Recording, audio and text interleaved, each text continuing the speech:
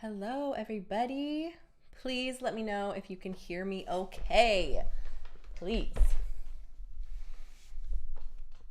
I'm not the most tech savvy person on the planet, so bear with me if the audio is a little funky. So let me know. Please let me know. How we doing? How we doing? Loud and clear. Thank you. Thank you so much. Appreciate it. Loud and clear. Great. Let me know where you guys are tuning in from. I'd like to hear that. I'm going to get going in just a few minutes. I'm going to let some people join and get situated and everything like that. So, yeah. I am in lovely Southern California. I'm born and raised here, so this is all I know. Thanks guys for joining. I really appreciate it. This is exciting. This is going to be a good one. This is more like a little, I guess, masterclass. You could say about marriage and why they fail. Reasons, many reasons why, because it's not just one thing. It can be a few. So I'm going to dive into, I think, the top 5 reasons why marriages seem to fail, how to avoid that from happening, and how to maybe break free from something that you might be or might feel trapped in. If I keep looking down this way, I have my chat right here. I am working on getting everything right in front of me, okay? But you guys are right here to the right of me. So if I keep looking back, I'm just reading you guys. Laguna Niguel, right on. We are close to each other.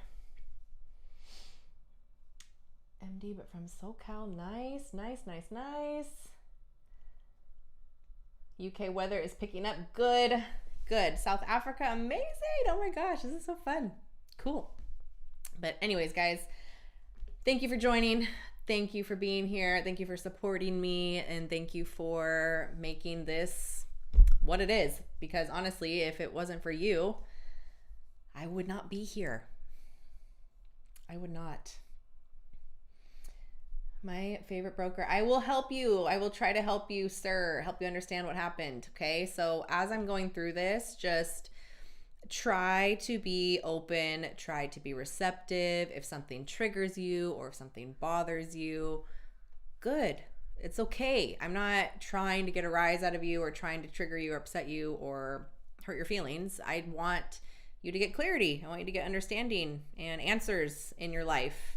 So let's get into it. As you know, we are talking about why marriages fail, what happens, what leads everybody up to that of wanting to leave, or they're confused, they're stuck, lost, don't know what happened. I'm going to try and decode it for you, okay? We are here for you. Thank you. Thank you. I am honored. I am truly honored. I hope my wife starts thinking like you. Listen, this is going to also be another topic. I did not just become like this or I was not born like this. It was a lot of learning and healing, letting things go, choosing differently, wanting to be better. So many reasons. I did not just fall out of a tree like this. I'm not a unicorn. I built this. I created this person, and it feels pretty damn good. And it also helps having a husband who allows me to be who I am and allows me to be soft, allows me to be feminine, allows me to just flourish, right? He is that for me. So if I didn't have that, it wouldn't be this girl. So we both help each other hand in hand, yin and the yang, right? And we'll get into that.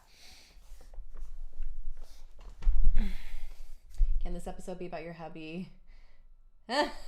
I talked a lot about him last one. And also, I just really quick, yes or no in the chat if you would like to see him on my lives. Yes or no. Not gonna hurt my feelings at all. Please just let me know, because he's more than willing to give the masculine side of things. And I give you the feminine side of things. I help you understand both dynamics, but he's a man and he's 49 this year. So he has life experience. He's been through it, been through it all. Cheers from San Diego. Hello.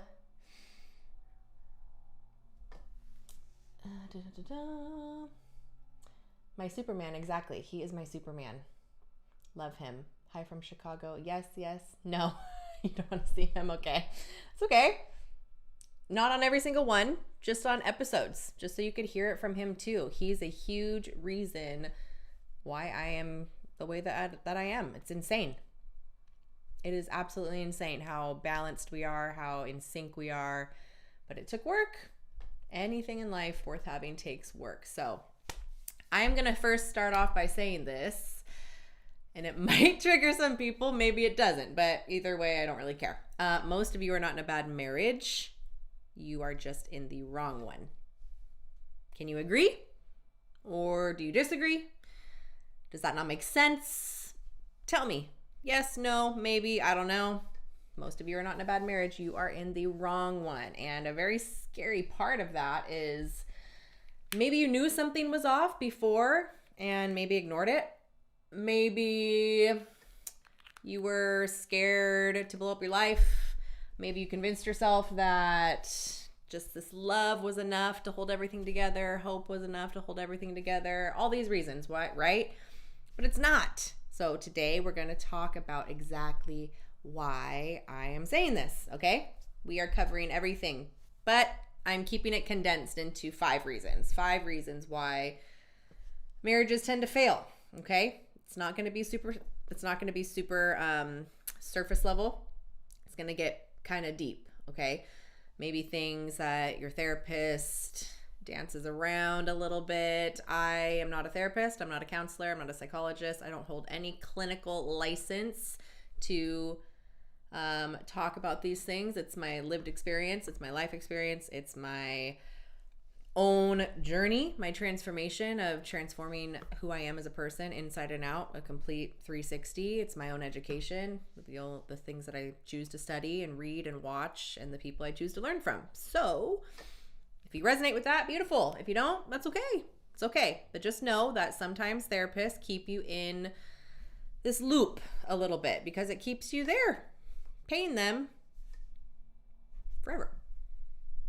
If they fix your problems, you're out, they're out of client. So always know that, okay? There's great ones out there. Yes, don't get me wrong. There's amazing therapists out there, but there's some that aren't, and they ruin it for the good ones. Let's see. I stayed way too long. Married at 38 years to a very hot woman. I am blessed, but it was not easy. You should be grateful. You're married to a very hot lady. That's exciting. It is not easy, though. It is not easy.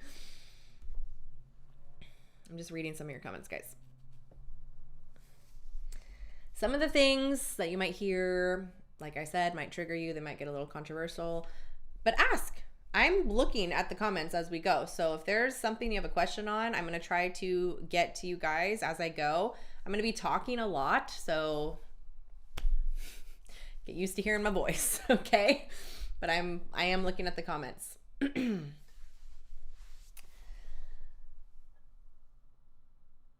Do you have the same husband if you had one then as when you started or before? He's my one and only husband. I have never been married before, and I am never going to be married again. He is my guy. Very few therapists are the right one for you, in my opinion. You just have to find the right one that's for you. I've been through many. I've been through many therapists, whether it was online or in person. I've been through many because you have to align with them. You have to vibe with them. It's just like a relationship. You have to have some alignment. They have to challenge you. They have to keep you accountable, and they have to call you out on your bullshit when you need it. Okay? And that's why I'm here. That's why I'm here. So we have been together since 2022. We got married 2024, and now we're in 2026. So we've been together for 4 years. We've known each other for almost 10. Known each other for almost 10 years. How did you get to the healthiness in your marriage? I'm going to talk about that, but it starts with being compatible with your person. I'm going to get into that. Okay. I will answer your question, but I will get into that. I promise. Okay. As you know, guys, I have squirrel brain. So I try to stay focused, but I get a little excited and I can go on a tangent. So I got to reel myself in sometimes. Okay. But reason number 1 why marriages are failing: sexual incompatibility. Okay? That's a huge reason why. And you might not want to hear it, but most of you don't know how to have sex. It's more than just that. It's more, okay? And before you get defensive, I don't mean it as an insult. I don't. Some of you are uneducated. Some of you maybe lack experience. Some of you maybe lack some confidence in yourself and how you perform. There's reasons for it, okay? I say this as just a wake-up call, because there is a massive difference between fucking, making love, a quickie, long and passionate emotional sex, and then levels beyond that. Tantric sex, cosmic sex. There's levels. That kind of intimacy, it feels spiritual. Like it is crazy to me, where you are literally so present with that other person that time disappears. You don't know what's going on. You just feel so connected and so at peace with this person, because it just feels amazing. Not just like actually feels amazing, but everything just feels good. You're aligned. You're in the moment with that person, okay? So pay attention to what I'm going to talk about because I'm going to go through all of them. So what is fucking, okay? It's raw, it's physical, it is primal, it's intense. There's nothing wrong with it. There's a time and place for it. You don't need that to be the go-to every single time, but there is a time and a place for that, okay? Then there's making love. Ladies, what is that? That is emotional, it's slow, it's intentional, it requires presence, it requires vulnerability. It's maybe a little slower pace sometimes. It's still intense, but it's slower. And it requires you, like I said, to be a little just more open and a little more vulnerable with your person. Then there's the quickie but a goodie. Okay, that's something that my husband and I tell each other sometimes. Like, yeah, that was a quickie, but it was a goodie. Because it should be. It should still be good. And quickies can be good sometimes. They're fun. They're spontaneous. It keeps the energy alive in the relationship, right? A little bit. Like it's fun. It's just fun, flirty, all that good stuff. Then there is long and passionate sex, right? Full presence, both of you. Full presence. You're not rushing. You are enjoying. You're taking your time. It's about the experience, not how long each person's lasting. No, it's not. None of that. It is super intentional. Okay. It's about the experience and literally just flowing together. And then if you crank it up a notch, okay, tantric and cosmic sex. If you haven't already learned about any of this stuff, or if you're curious about it, there is a book on Amazon. I have it. It's called Tantric Sex, and it's really like, what? Like, it's really eye-opening. I'll try and find the link for you, and I can post it here. But it's called Tantric Sex. It's on Amazon. Google it. You can find it, because this is a level that is unmatched.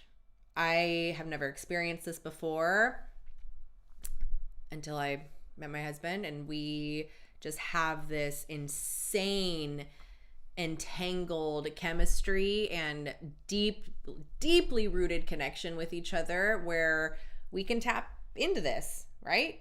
You two become one. You breathe in sync. I'm getting chills talking about it a little bit, but you breathe in sync. You're flowing together. You're creating this energy this ball of energy that is you can use to manifest, you can use to visualize, you can use to dream, to plan together. You could even plan before you guys have this type of sex. You can talk about what your intention is for this session together, whether it's abundance or love or more closeness or financial freedom, whatever you want in life.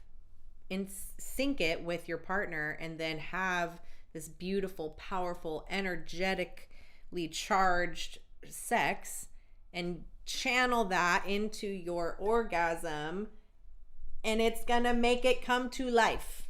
I am butchering the description of it, but that's pretty much what you can do with it. It's energetic, it's spiritual, it's beautiful, okay?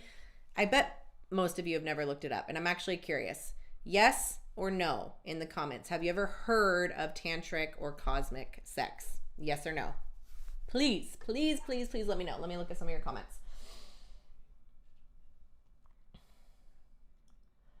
Just reading some of your comments, guys. Do you have any books for that? Yeah, so Tantric Sex on Amazon. That's one that I have. I'm sure there are tons. I'm sure there's plenty, but that's just the one that I read.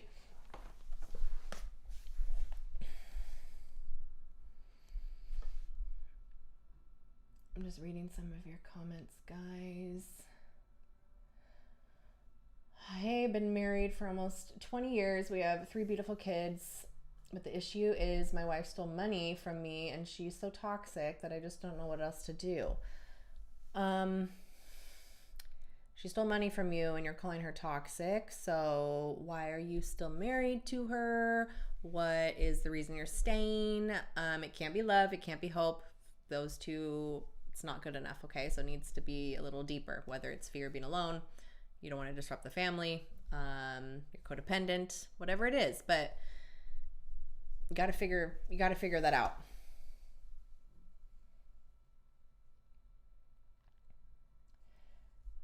Okay, I'm just catching up on some of the comments, guys.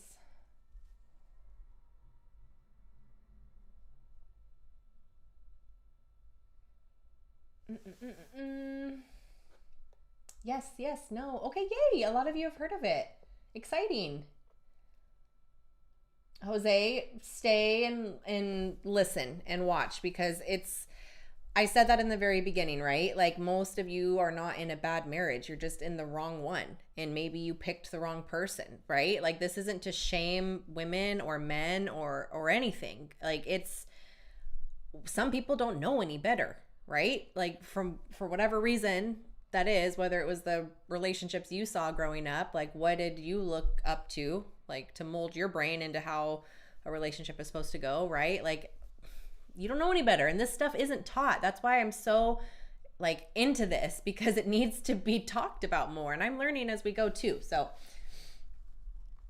yes, but never actually tried it. Well, Matthew, you gotta be aligned with somebody that you can get to that level with, right? So I'm gonna get into that also. Okay, sorry, squirrel brain. Sorry, I get excited. I like talking about this stuff because it's something that I never thought I would experience before. I didn't even know it was a thing. I heard of it, right? And when you're scrolling or maybe watching a movie or a book or whatever. But when you live it and you get to experience it often, it's just becomes a part of you. And I want people to experience it. It's phenomenal. It's insane. It is insane. Okay, let's see here. Got my little buttons. Okay. Tantric and cosmic sex. Go on YouTube, look it up, get an audiobook when you're going for your walk or just doing nothing or working or something. Just have it playing in the background so you can start listening to it. It's really beautiful. Research it. Open your mind to this reality that your body and soul are so capable of experiencing pleasure at this level that you've never even touched yet. And it's hard to explain, really, because you have to feel it. Once you feel it, you're going to probably understand it a little bit more.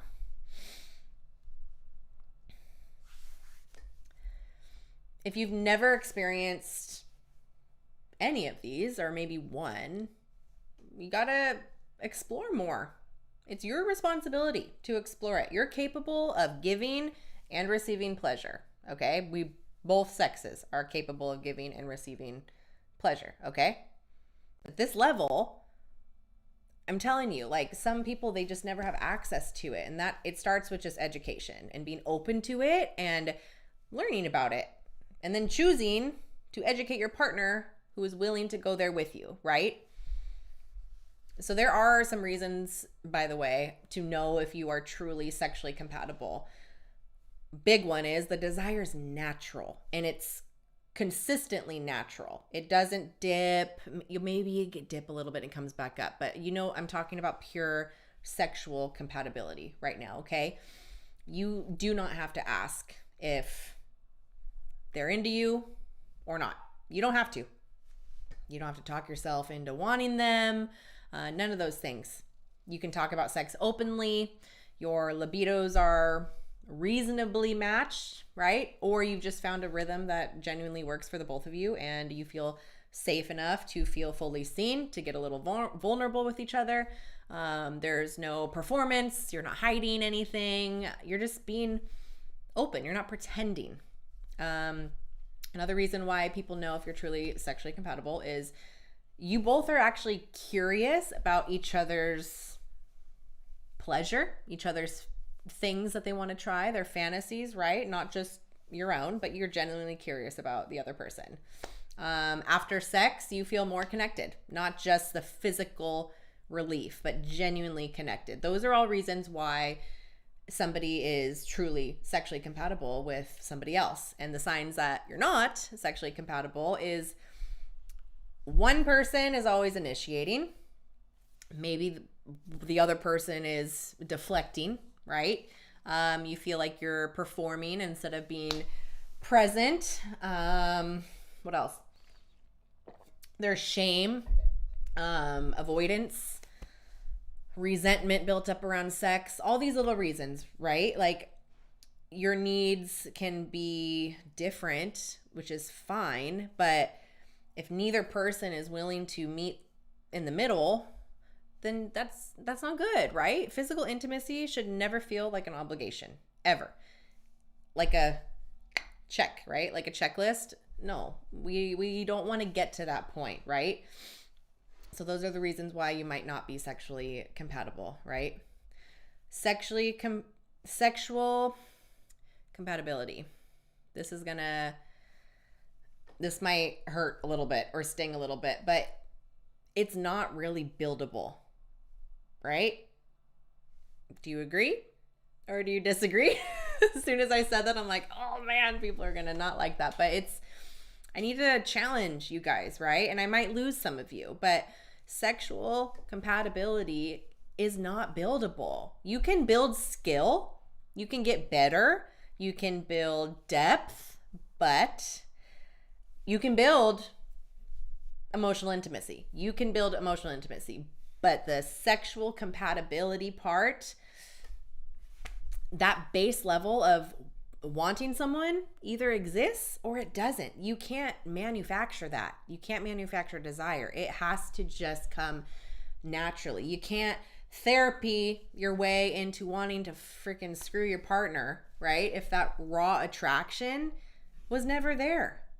And a lot of people, honestly, like they get married on love, friendship, comfort,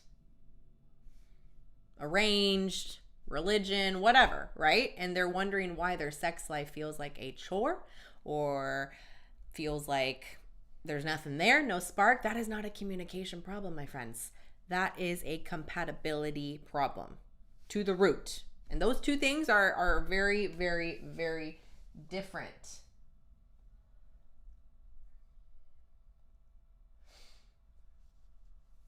Jose, if you are a member of my YouTube, the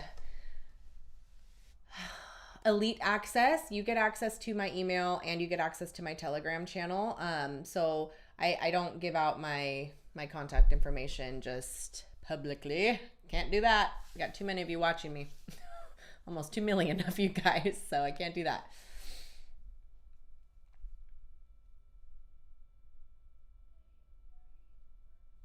Is this really what the whole thing is about?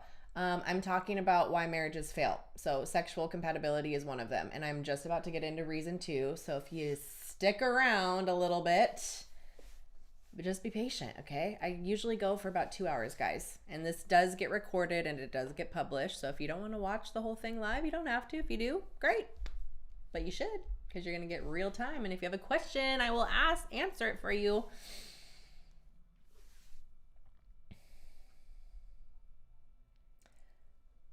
NRC 131G, I do not talk about religion.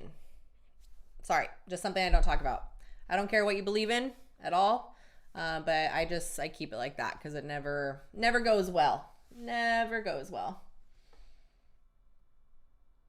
Thank you, Justin. I really appreciate that. That's really nice of you.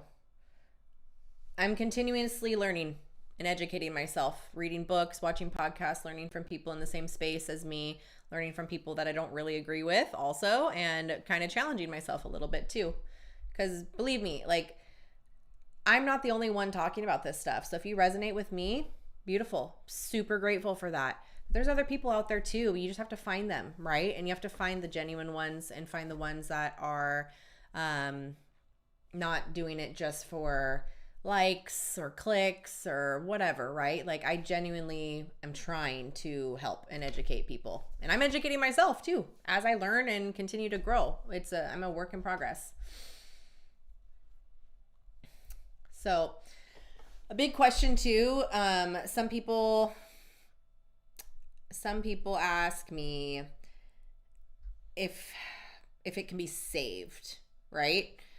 And I have to stand on what I think and what I said earlier. Like, if that base attraction is there and both people are genuinely open, then yes, it can be deepened, right? Significantly. But if the desire was never really there in the beginning to begin with, right? No amount of date nights, talking, couples therapy is going to fix that. And the sooner you're honest about which one you're dealing with, the better. The better.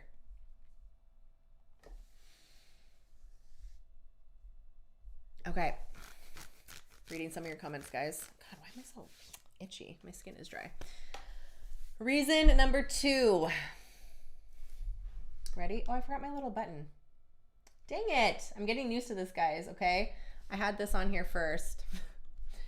Let me just put this up here so you can see it, okay? I had my little buttons and I forgot to push it. Sexual incompatibility, okay? That is reason number 1.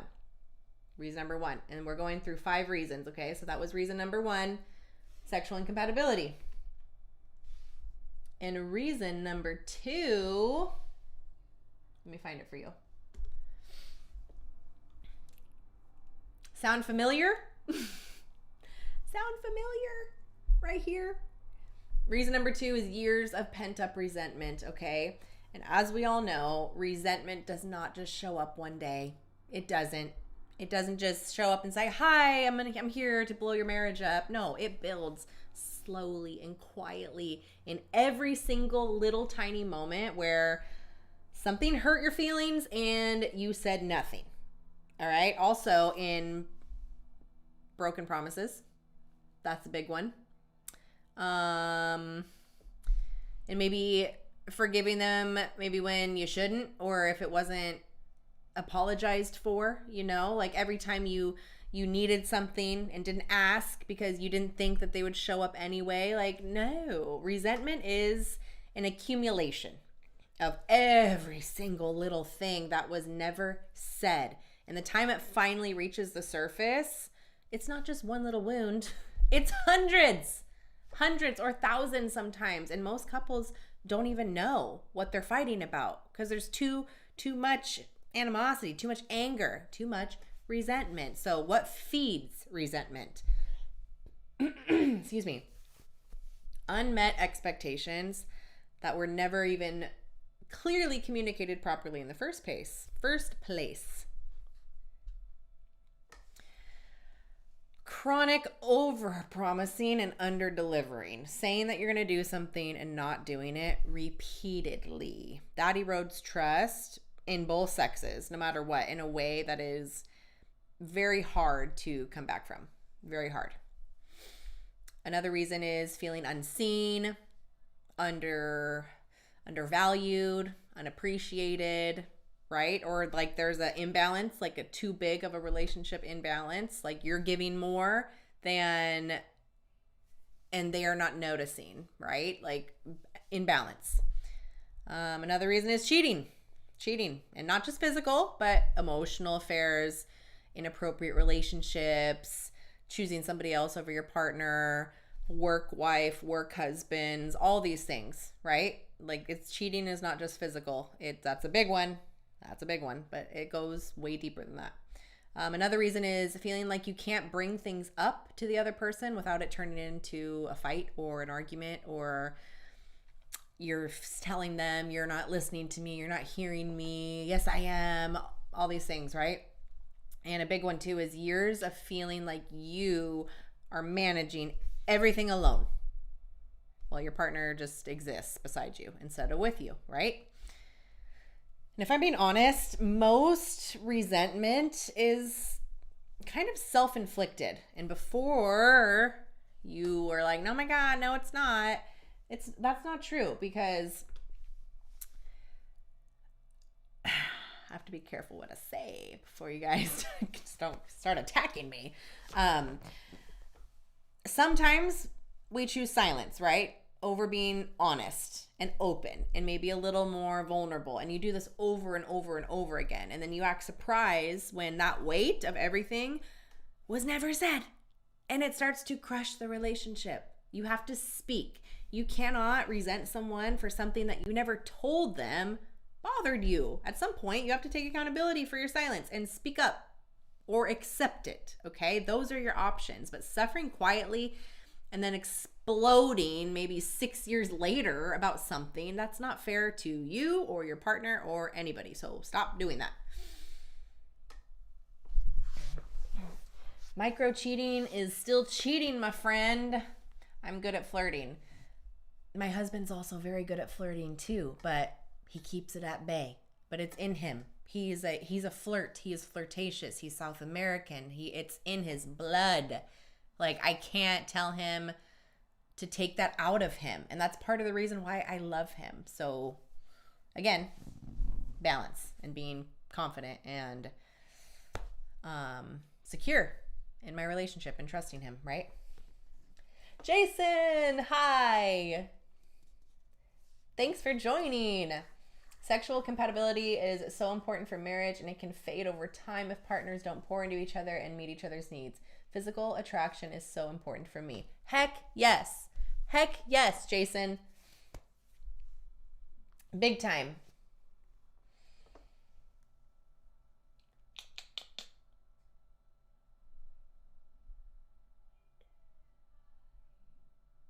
I'm human, yes. He is not a Gemini. Not a Gemini. Oh, that's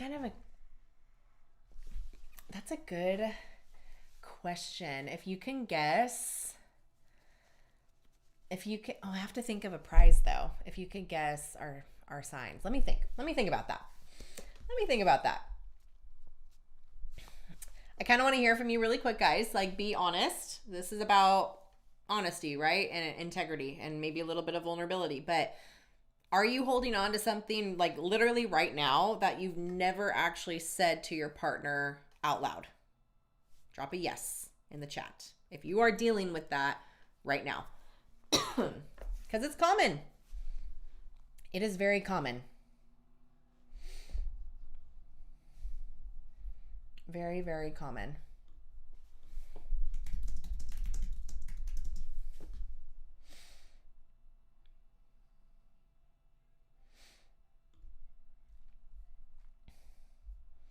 Geminis are two-faced as fuck. That's funny. Yes, you are, guys. Okay, so this is very important, right? Follow up to that is, can it be saved? Right? Can it be? Yes, it can. But literally only with radical honesty and real accountability from both people. It has to be from both people. It's not just a single conversation that you're going to have, because it needs to be like ingrained in your brain. Like you have to constantly and consistently be talking and being open with your partner. Consistent work. Maybe with a therapist, maybe not, maybe with a coach. Find somebody who you resonate with and who calls you out on your BS. Most people, they don't do that level of work. The ones who do, though, they come out stronger than they were before, because they actually really value what they have now. They can see it through a different lens, not their own lens, but someone else's. Joe Moss, nope, I am not AI, but there are lots of AIs out there right now. I saw some comments. How do I report them? You just go to the video that you see that's faking me. There's like a little ... somewhere, and you can report the channel. That's all we can do, honestly. It's a public platform. My videos are public. Anybody can do that with anybody's stuff. It's unfortunate, but it is what it is, okay? But we're working on it.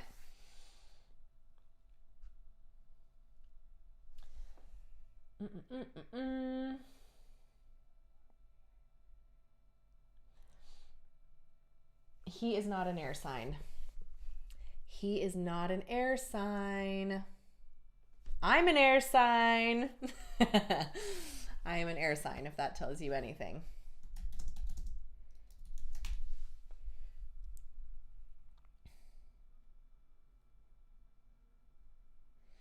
Just reading some of your comments, guys.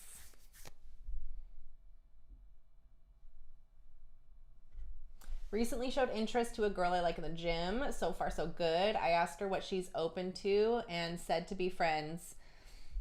Respect it. Respect it. Take a step back. If she's into you, she will lean into you more, okay? But just be respectful. Be kind. That's it. I remember you from my last live, actually. Thank you. Thank you so much. Excuse me. Can we meet your husband? Yes, you can. You know what? Maybe at the end. I'll bring him at the end. Okay? I'll do that. I'll do that for you guys. Hopefully he's available. He's a fire sign. No, he's not. He's not a fire sign. I am an air sign, and he is sorry. I'm not super into the zodiac. I like it. I just don't know a lot about it. You are a Scorpio. That is my rising sign. I'm a Scorpio rising, but that is not like my true sign.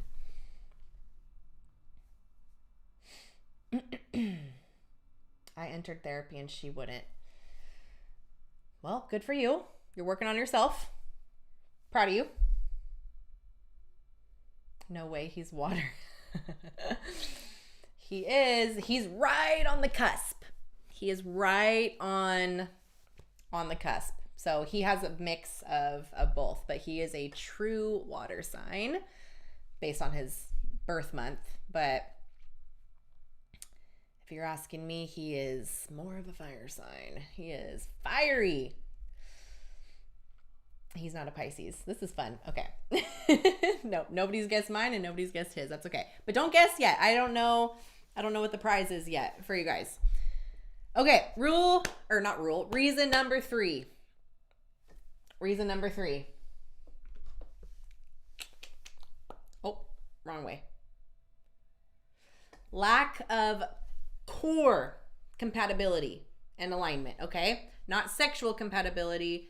Core compatibility, okay? And this is the one I kind of feel most strongly about, on the same level maybe of sexual compatibility too. And this might be the most controversial one that I say. Maybe not. Alignment matters more than love. I said it. Alignment matters more than love, more than chemistry, more than history, more than how good things were in the beginning. If you are not built from the same foundation, okay? The same foundation. If your values, your morals, your non-negotiables, if they're not pointing in the same direction, you will collide. Maybe not today, maybe not right in this moment, but you will. And it might not even be in a few years. It's going to happen though. Eventually you will collide. And the love that you guys have for each other, it's not going to be enough to hold it together, okay? So what does core compatibility actually mean? It's not so surface level of just liking, sorry, I'm in the way, liking the same things as each other. It's not about having the same personality, right? And I'll get into that in a second.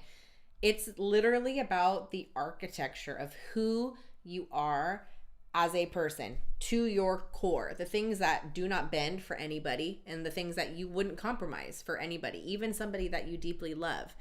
But why is this missed? Why is it missed early? Because in the beginning, it's all happy sunshines, rainbows, fire, chemistry, sparks, all this stuff, right? You're seeing the best version of each other.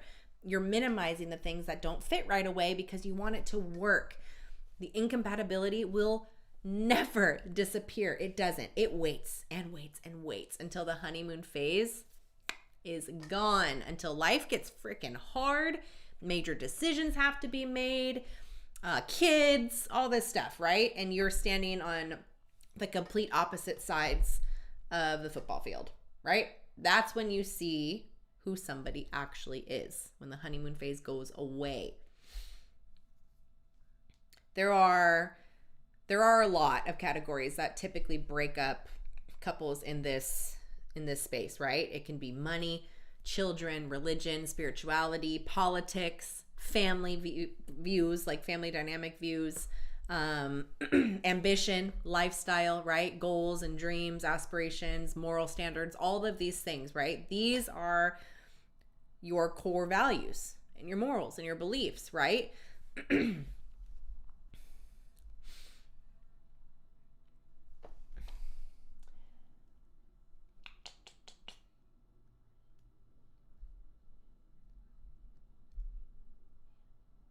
Julie, thank you. It'll be great to see the chemistry between you and your husband. So glad you found each other. Thank you so much. Me too. I'm very grateful for that man, that little hunk of meat, out there. I love him. Somebody guessed it. Santia, you guessed it. Cancer and Libra. He is a Cancer. I am a Libra. I have to think of something I need to take a picture of your username because I don't want to forget that you guessed it right, because I have to come up with something to do. You guessed it right.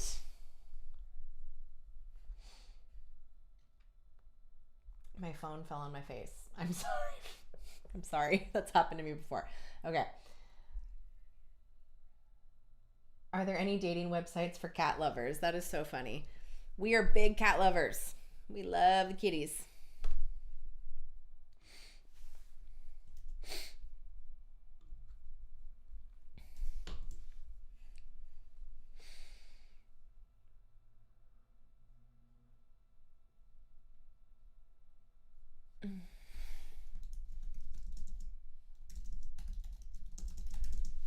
Can I type in here? Yeah, I can. Okay. So let me just get my little buttons going again. Okay. Something that I believe in is opposites attract, right? Personalities. Opposite personalities versus shared values here. That's what I'm talking about, okay? I believe that opposite personalities attract. And I think there's a real reason for that. The introvert and the extrovert, right? They balance each other out. The logical one and the emotional one, they challenge each other, but they balance each other out.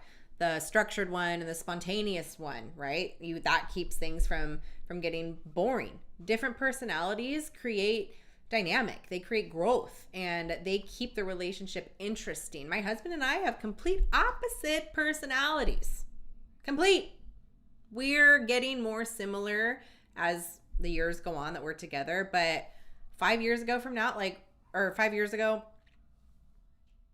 from the past, I don't know what I just said. 5 years ago, that was just enough. We're opposites. He is loud. He is extroverted. He is unapologetically himself always. He is out there. He can talk to anybody, any room, anything. I'm more introverted. I observe. I'm watching, I'm scanning before I make myself known or before I make myself available to certain people or situations. I am quieter. I was more shy. He brings that out of me. He brings the life out of me. So if I'm a little shy or nervous or uncomfortable about something, he knows exactly how to get me out of that. So our personalities opposite, but our values and morals the same on literally every single mark. Every single mark, and that's why it works.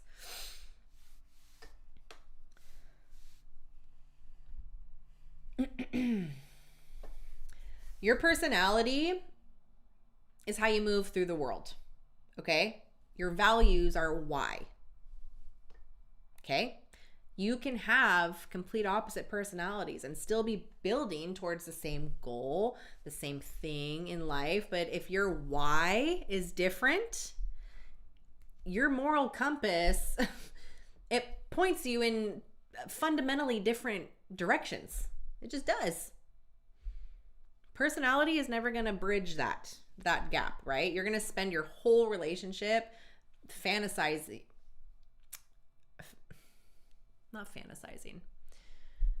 I wouldn't say fantasizing because you're in the relationship. You're in it, right? You might just be misunderstanding each other, okay? At the same time that you're still trying to create this life with each other, and you're just wondering why it's not working. And eventually, it's not going to be enough. Core compatibility, again, it can't be fixed. And I know that's hard to hear when you love somebody, okay? You can still love somebody and be incompatible, okay? Your values are not a preference. They're not something that you just adjust because somebody loves you so much and hard enough.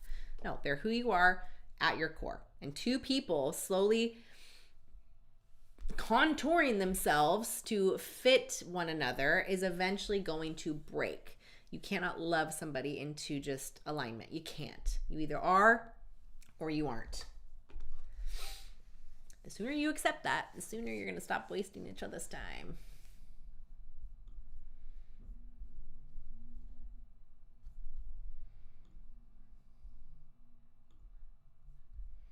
Oh, sorry, I didn't see your question. Thoughts on this? I have told women I'm good with commitment, the wedding, everything, except signing a contract that invites the state into my relationship. No woman has ever been okay with that. I totally understand. Okay? I get it. You're not necessarily saying you don't want commitment. You just don't trust the legal system around it. And I don't blame you. I do not blame you, especially as a man, okay? But women don't want to hear that, you know? They hear you want the benefits, right? Without the security, without being totally committed to me. Honestly, like, my husband and I probably wouldn't have signed a marriage license if we didn't have to. Like, we have plans, we have dreams and goals that require that, and we're okay with that. We talked about it, but we eloped. When we got married, our first ceremony was just us. Oh my God, but where are your witnesses? Where are the officiant? Sorry, but my day is for me and my husband. That's it. I want to share it with just us and the stars. We went to Joshua Tree. It was beautiful, and that was that. I think I have, oh yeah, that's one picture from it. I showed that on my last live, but it was just us, and it was beautiful. If you're gonna, let me help you a little bit more with that question. If you're gonna stand on that, you need to replace it with something equally as solid. Like, you're gonna lead the crap out of her, and you are going to be there for her, support her, structure, real commitment, real protection, right? You can't just remove the legal part from her brain, okay? She might think that you're offering less security, right? On your terms, and most women won't accept that. So you either hold your stance and accept a way smaller dating pool, right? Or build something better, right? A better alternative. And maybe you'll change your mind if you meet the right person. Maybe you won't. But if that is such a true core value to yourself, then you have to honor that. But women don't want to hear that. So prepare for the smaller dating pool, my friend.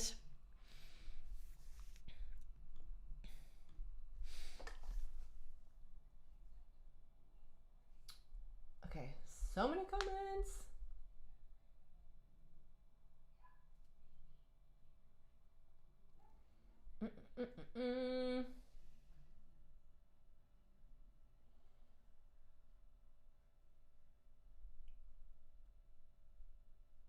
Thanks, guys. Just reading your comments. That was cool. That was fun. Okay.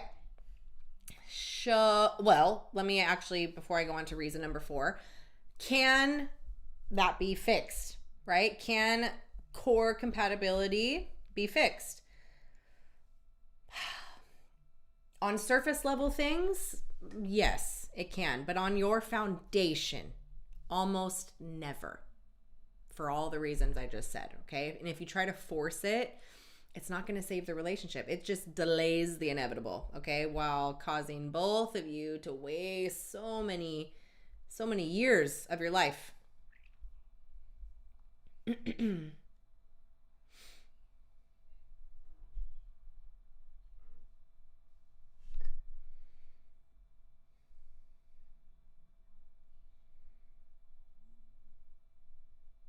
How to teach yourself about your marriage to keep thriving as you go. How to teach yourself about your marriage? I don't really understand your question. Teach myself about my marriage. I mean, we talk a lot, we're open, we communicate, we have disagreements, sure, we work through them. We're always talking to each other about what we need, what we want. Criticism, constructive criticism, keeping each other accountable, all that stuff.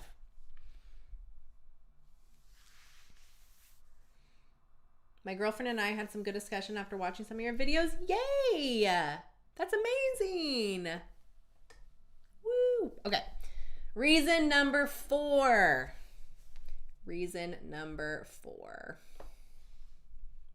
Let's see. Where is it? Is it this one? Hold on. I don't want to press the wrong button. Yeah, okay. I picked the right one. Okay. Reason number 4. Lack of or mismatch polarity. Right? Oof, this one's huge. This is the one that's probably talked about the least and does the most damage. Okay, this is where we have to get into masculine and feminine energy, masculine and feminine dynamics, not gender roles, not who does the dishes, energy. Okay, that dynamic, it creates attraction, having a man in his masculine just thriving, and same thing with a woman in her feminine just thriving. Okay, polarity creates desire. Okay, that dynamic is what creates that attraction. Always tension between the two, between the masculine and the feminine energy, is what keeps the relationship alive. And when that polarity gets flipped or disappears entirely, so does your attraction. It just happens, but it happens slowly and quietly until one day you look up at your partner and you feel nothing, and you don't even know when it happened because it's just been normalized over the years, right? I'm going to talk to the ladies for a second, okay? But men, pay attention. Pay attention, okay? When a woman is chronically in her masculine energy, she is running everything, organizing, planning, deciding, leading, providing, all of this stuff, right? And at first, she tells herself, I'm strong, I can handle it, I'm capable, which is true. You are capable of doing that stuff, but living in your masculine energy as a woman has a real cost that people don't talk about, because this feminism era, boss babe, I don't need no man, all that bullshit has ruined true femininity at its core. These women are out there. They are out there, but you got to find them. You got to find them. But you have to become the man that is going to attract her anyways, okay? Internally, when she's acting like that, she is becoming extremely hypervigilant.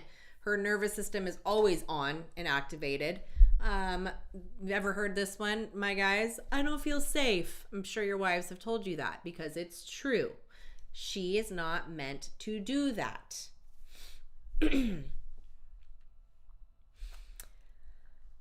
Oh, externally, she probably appears super capable, super strong, maybe intimidating a little bit, right? She stops asking for help. She builds the walls that look like independence, but it's not. She can come across controlling or cold. Not that she wants to be that though, but because she has been literally in survival mode for so long, that softness, it's like, is this a liability? Am I allowed to do this? Because it feels so unfamiliar. And psychologically, she carries a deep, and sometimes often unspoken exhaustion and loneliness. She wants to be held and led and protected and chosen and soft and sweet, but she doesn't know how to even receive it anymore because she's been in boss babe mode for too long. She may resent her partner without understanding why. It's energetic. It's a feeling. She feels more like a manager in the relationship than a woman who's deeply loved. And when a man is chronically in his feminine energy, he is passive, conflict avoidant, waiting to be told what to do. Oh, that like gives me the massive ick. Like, just do it.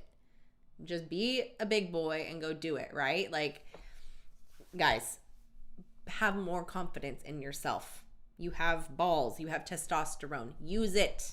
Please use it. You have a power. You have a power to turn our, to turn our masculine energy off. You have that power, but most of you get annoyed and you're like, I don't want to deal with that. Sorry, women are complex. Every woman is complex. Does that mean it's not worth it?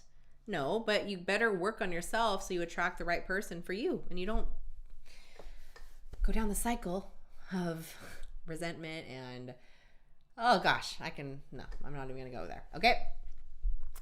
Like I said, when a man is in his feminine energy, chronically, he's passive. All right. Internally, these men are feeling purposeless, directionless, emasculated, mothered. Okay. Even if you can't name it, that is what you're feeling on the inside, okay? There's a quiet little shame in knowing that he's not showing up the way that he's supposed to. And he knows, he just doesn't know how to fix it, or he won't fix it. Those are two different things. Externally, what does it look like? He probably looks like he's checked out. Probably doesn't hold himself well with good posture and good confidence. No. There's a quiet shame of showing up, of the lack of, I should say, of showing up the way he's not, right? What is that doing psychologically to him? You're losing your identity as a man, right? You're a man, yes, but you're losing that part of you. You start to become emotional or dependent on her, right? And over time, you start to resent her leadership. Even though he handed her the wheel and just never took it back, right? But what does this do in a relationship? It kills the attraction, full stop. A woman cannot and will not be safe with a man that she doesn't feel safe with. She can't open up to him when she is feeling more responsible and protected. She cannot and will not. Okay, please drill that into your head. She cannot and will not open up to any man who she feels more responsible for than protected by. A man can't feel genuine desire for a woman he feels inferior to or in competition with. That dynamic, it becomes functional at best. Like two people managing schedules, logistics, kids, managing the household, that egalitarian kind of relationship, right? It's not going to work. The spark is gone because the polarity is gone. So what starts as a slow erosion of desire, it becomes just disconnection and then resentment, and then two people who are technically together but completely alone in the relationship. Oh, sorry. I'm thirsty. I'll tell you what, women are some good liars. People in general can be good liars, but women they're manipulative. They can be. Yes, guys can be too. Guys can be too. If there's any ladies here, please let me know if you've ever felt this before. A man who lets his woman carry everything is not being supportive. He is being passive and maybe calling it peaceful, okay? And a woman who takes over everything and then complains that her man doesn't lead, she has to look at whatever she actually gave him the space to do that, right? Did you or did you not? Sometimes we take the wheel and then we wonder why when nobody else is driving, right? Both people have accountability here. So women, drop a me in the chat if you've feel like this before. If you feel like your partner's, oh man, if you feel like your partner's mother, let's just leave it at that. It's very common, okay? And gentlemen, be honest with yourselves right now. Are you leading your relationship? Are you? Or are you letting her carry it, okay? Two very, very, very, very different things. Can this be saved? Yes, it can, but only if two people want to shift. The man has to choose to step up into his masculine energy and actually lead it, not perform it, but actually live it consistently. And the woman has to choose to soften and actually let him lead. Let him. Don't test him. Trust him. Both of those things require your ego to die. You need to have an ego death. People aren't willing to go there though, but you have to. The ones who are building something together are going to make it. You will. You're doing it together. I am leading my relationship. Good. Good. Yes, ma'am. I'm a Leo, a leader. Good job. Good job. Good job.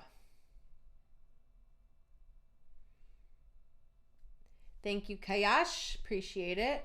I've been tested so much. I bet you have. Women test.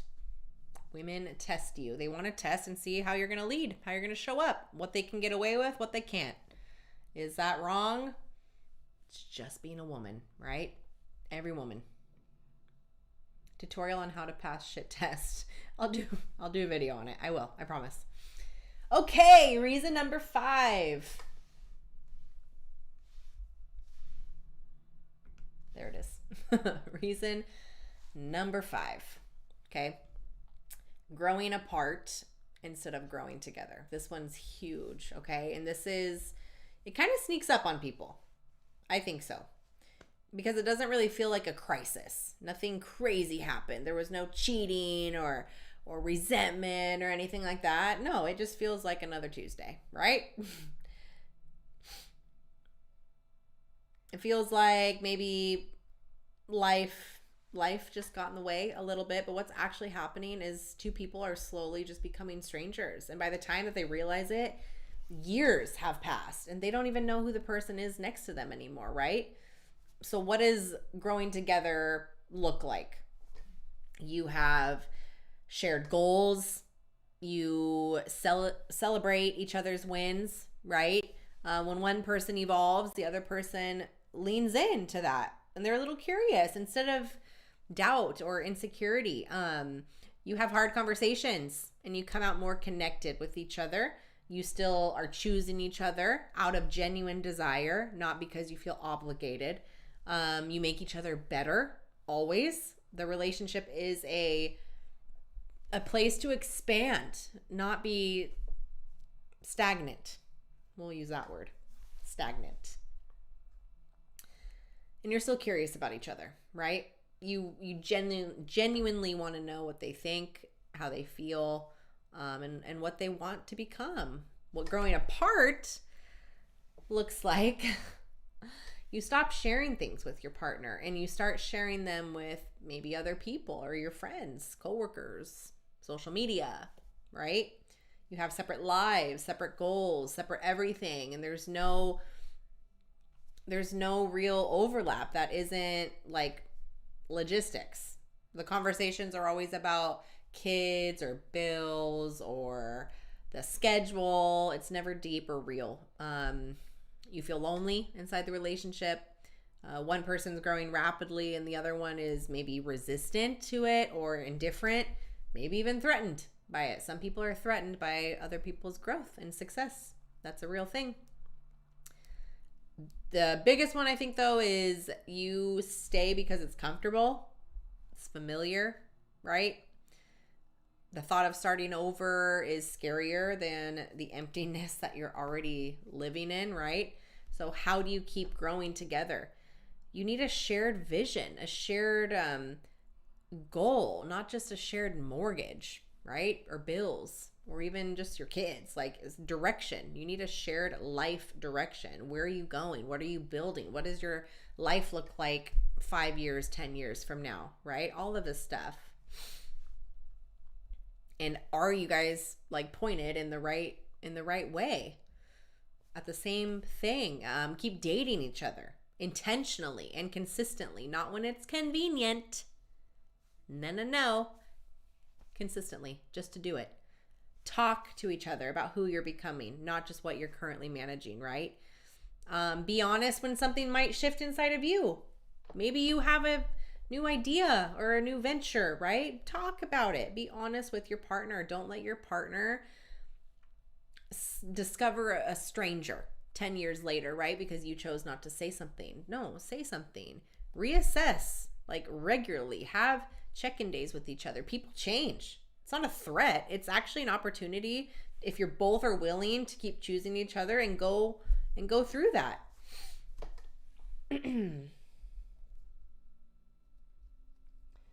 Flirting, a mystery, push-pull tutorial. Yeah, I can do that. I can do a long form on that. So it's more in depth.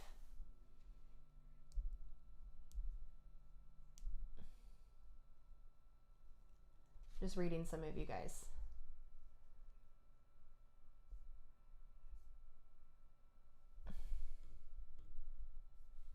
Yes, we're still live. Somebody asked if we're still live. We're still live.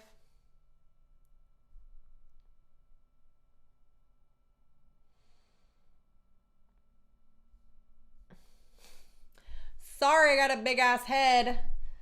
Why you gotta be a jerk, Anthony? Can you go be a troll on somebody else's life, please? I know I have a big ass forehead. I'm well aware of it. And it's nice and shiny because my light's shining right directly on it. Go be a troll somewhere else. You know what?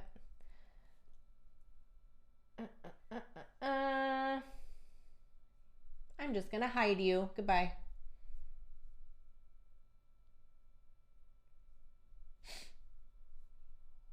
Goodbye. Why are people judging you for that? Who knows? Who knows? And I quite frankly could care less. But if you think my forehead's big, wait until you see my husband's. I love you, babe. Sorry. I had you. We both have big ass freaking foreheads, okay?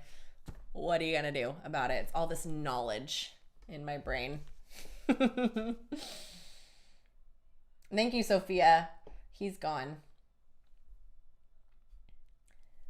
He's gone. You're so sweet. Thank you so much. You're so sweet. I have to joke about it, right? Like, ugh, God, big deal. Big deal. Okay, sorry. Back to the topic. So in order for, what was it? Growing apart. Yeah, we're talking about growing apart. In order to fix this, like both people have to want it, right? you can't want it more than your partner and carry the relationship forward on your own. You can't. That's not a partnership. That is you sacrificing yourself without getting stuff reciprocated to you, and that's going to destroy you. Growth always requires two people to consciously choose each other every single day. Not just on the wedding day and the vows and no, all that stuff is BS, okay? Every single day. You have to. And in the hard seasons too, in the moments where leaving might feel easier than staying than doing the work. But no, commitment, it's not a feeling, it's a decision.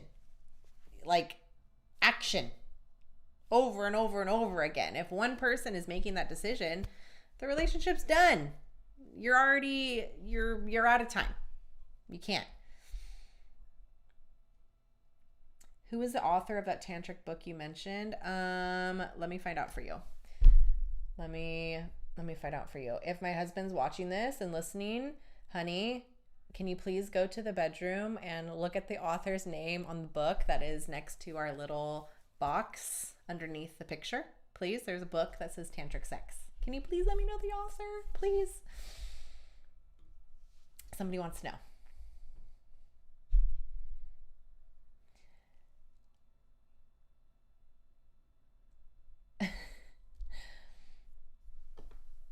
You guys are funny.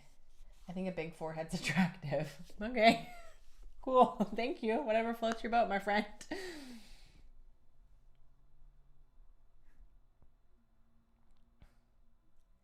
If my partner told me to call, if I told my partner to call me tomorrow, but she didn't until 3 days later, does that mean she's not into you? Probably.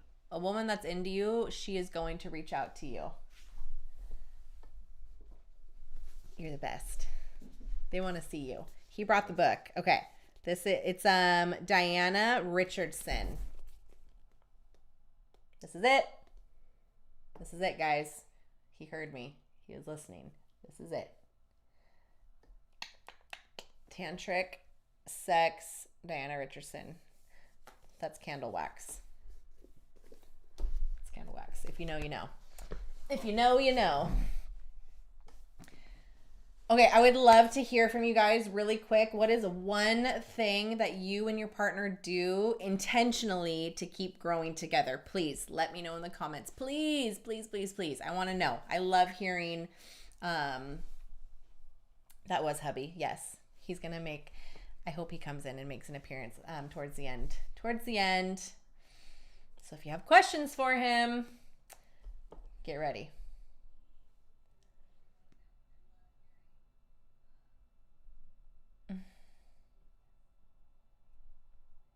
Way to bring the book. Yes, he's my sexy hunk. Love that guy. Love that guy.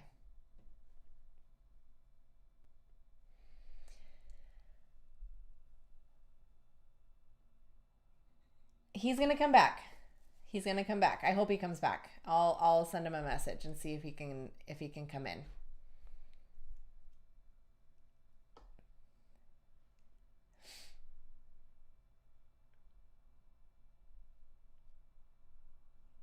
We cook together. Oh, I love that. I love that. Nothing, my wife won't let me do anything new. Buddy, that's sad. How about you talk to her and ask her what she wants? More of from you or less of from you? And see what she has to say.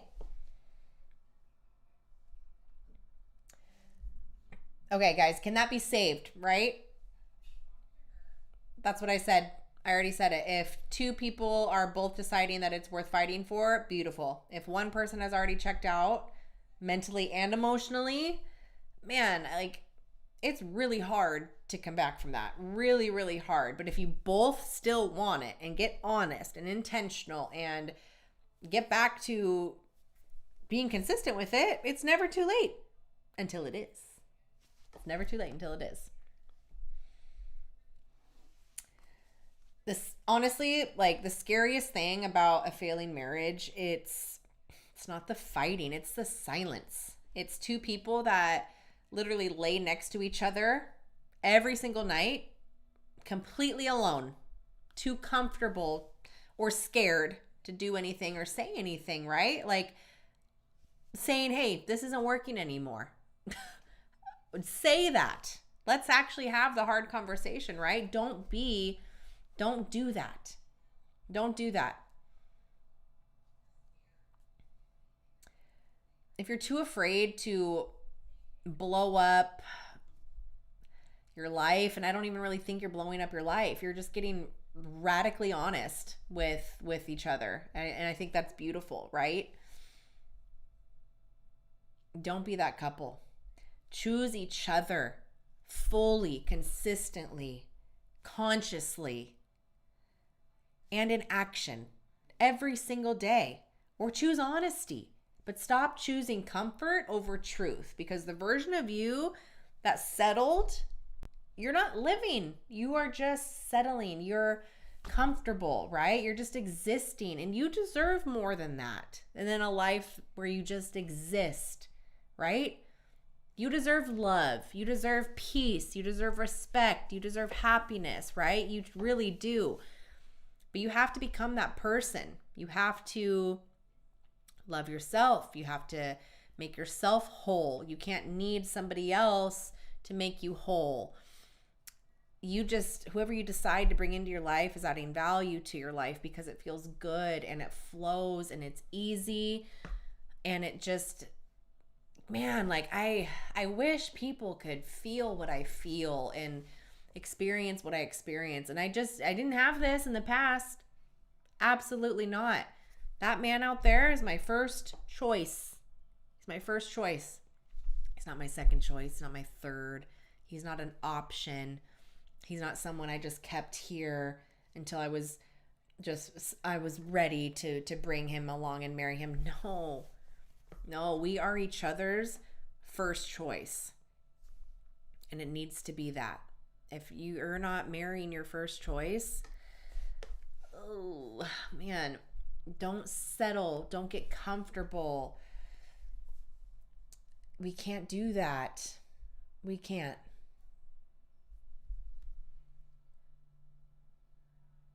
You should do matchmaking.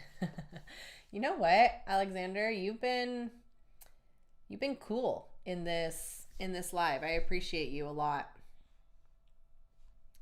Thank you. You should do matchmaking. That's funny. It'd be pretty intense. But it'd be fun. I think it would be fun.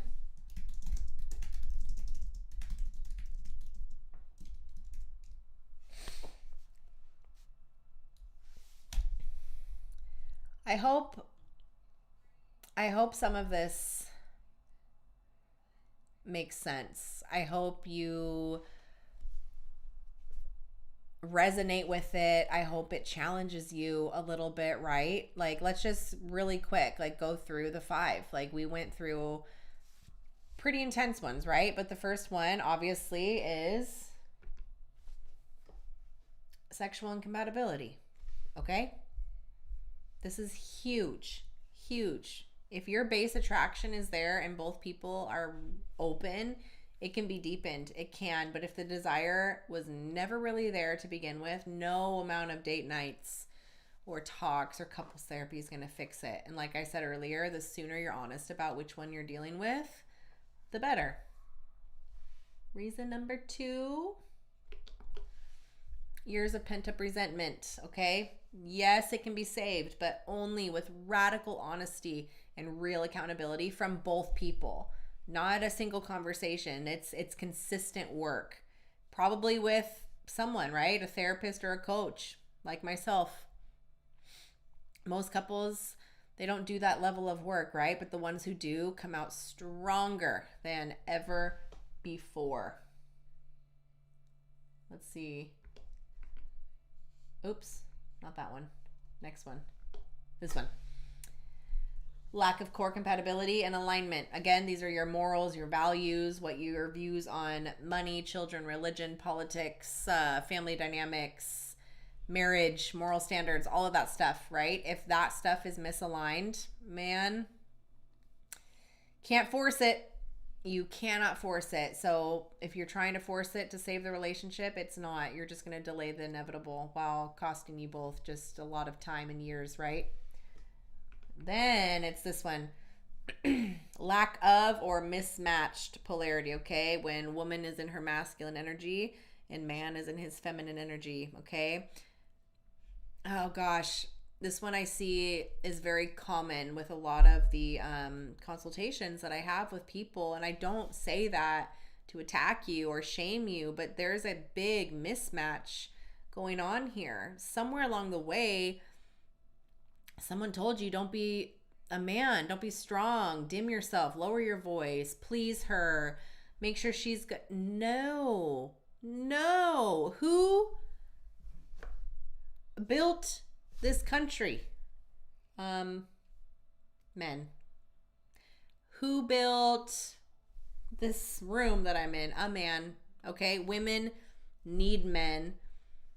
I wouldn't necessarily say men need women, because I don't think you guys need women, but women need men for many things and many reasons. Okay, and that can be a topic, oh my gosh. But men need themselves. They need their integrity. They need their confidence. They need their assertiveness. They need their dominance, right? You need all of this stuff so you can go out into the world and fight and deal with people that are going to piss you off and trigger you. Make decisions, big decisions, right? Raise kids, take care of a wife. Oh my gosh.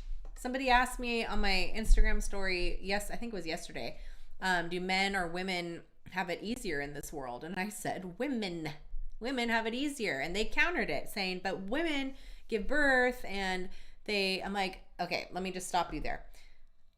We are meant to be mothers. We are meant to bear children. We are meant to push a baby out of our hoo-ha. We're meant to do that stuff, okay? Is it hard? Fuck yeah. Yeah, it is. Is it impossible? No. It's what we're supposed to do. Men, we're supposed to go out and fight and to be brave and to be strong and to provide and to bring money to the house, right? Polarity. You know what? I'm getting used to my button pusher, okay? Oh, this word right here, ding, ding, ding, ding, ding. You need it. Study it. It's fascinating to me. One of the books that you guys can read is The Queen's Code. The Queen's Code by Alison Armstrong. That one is so good and so beautifully written. And then there's another one. It's Men Are From Mars, Women Are From Venus. And I'm blanking on the author of that one. Oh my gosh, that's going to drive me nuts. I say it all the time. It's gone. But if you look that up, it's the only one there. Men Are From Mars, Women Are From Venus. And it explains the differences between the two, because we're different. We are not equal. We're equal in value, yes, but completely different. There are things that men do that women should not do.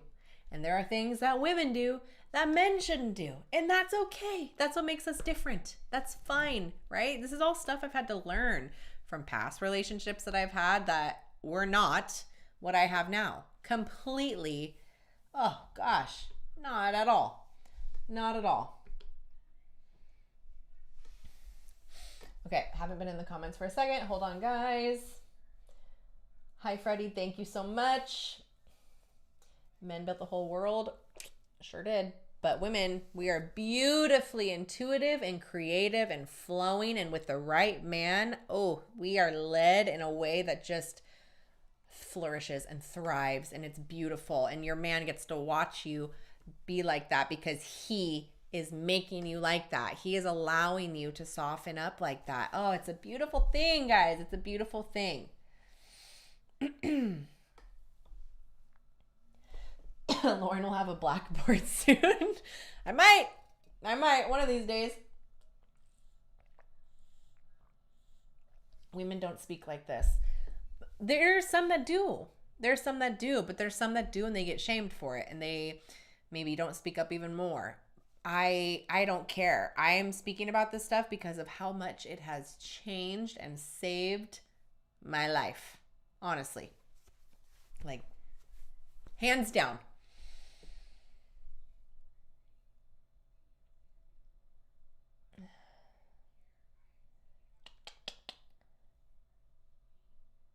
I'm just reading some comments, guys. Should a girl cook for her man? I mean, I've heard men say, I don't care if she cooks for me. And that might be true. But here's where I challenge it. I love cooking. My love language is cooking him a home cooked meal every single day and watching him devour it and love it and just like melt because he loves home cooked meals. Some guys might not need it, or you haven't even had a home cooked meal from a woman that tastes delicious and literally makes you melt into her because she did that for you. I think, yes, a woman should cook for her man because you're serving him. You are feeding him. You're fueling him. You're making him strong with something you created. I think it's beautiful. Does it have to be all the time? No, but often, maybe 8 out of the 10 times, yeah. But for example, like I cook, my husband doesn't step foot into the kitchen. 1, because I don't allow him. 2, because I want to serve him. I love cooking. It's one of my favorite things to do. I like to be creative with it, and my food tastes freaking bomb. Like, so good. I always wanted to be a veterinarian or have my own restaurant. But look what I'm doing, right? But those are two goals that I had for myself. Or not really goals, because I was super young when I wanted to be a veterinarian. But as I was getting into my like late 20s and my cooking is just top notch, I was like, okay, I could see myself opening up a restaurant, but I don't want that stress. Don't want that stress.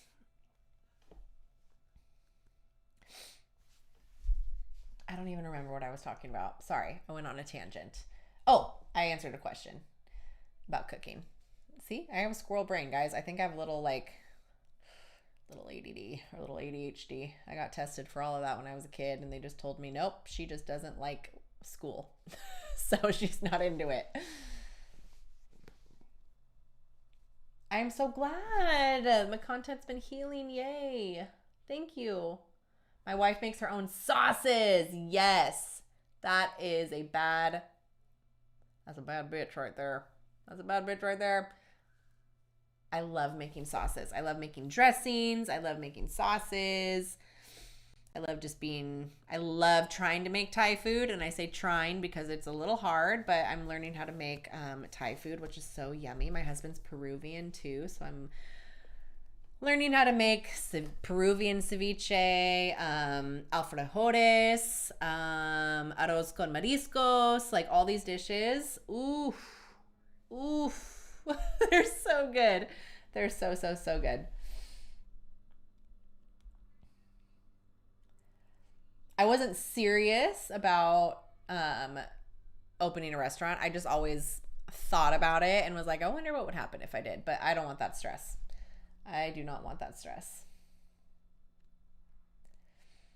What I think a woman should be doing for her man, I think she should be cooking for him, doing his laundry, cleaning for him, making the house peaceful, making it a home, decorating it, writing cute little notes for him, being his peace, being his safe space, being someone he can come to for anything and be a little open and vulnerable with you because he trusts you and you don't weaponize anything. You don't use anything he says against him. You're just there listening and supporting him. Oh, and give him sex. Give him sex often, right? Does it have to be every single day? I mean, that'd be ideal for you guys, right? But every day, sometimes you can't get it in every day, and that's okay. But initiate, desire him, actually want to have sex with him, right? Pretty simple, right? It all stems back to, I think, compatibility. If you're truly compatible with somebody, you're going to work with their issues. You're going to work with their needs. You will. My husband's a feral animal. I just made a video about her. I just posted it. He is feral. My God, I love it. I love it. I wouldn't have it any other way. I'll question when that stops, it's never going to stop. But that's when you should question it, wives. Like when your man is not pursuing you and not touching you or not giving you a little booty smack or playing with your hair a little bit, something, right? Question him then. Not when he wants you, not when he wants to have sex with you and desires you and wants to pleasure you. Like, my gosh, why don't you want that, right?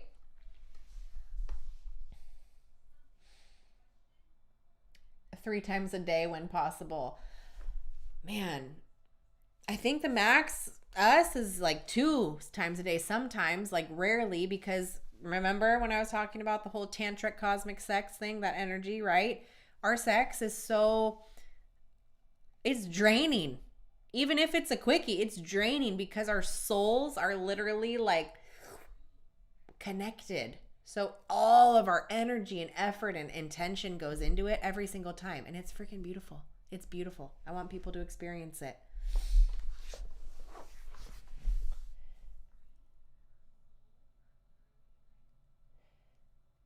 He mentioned guys need to make you tap out.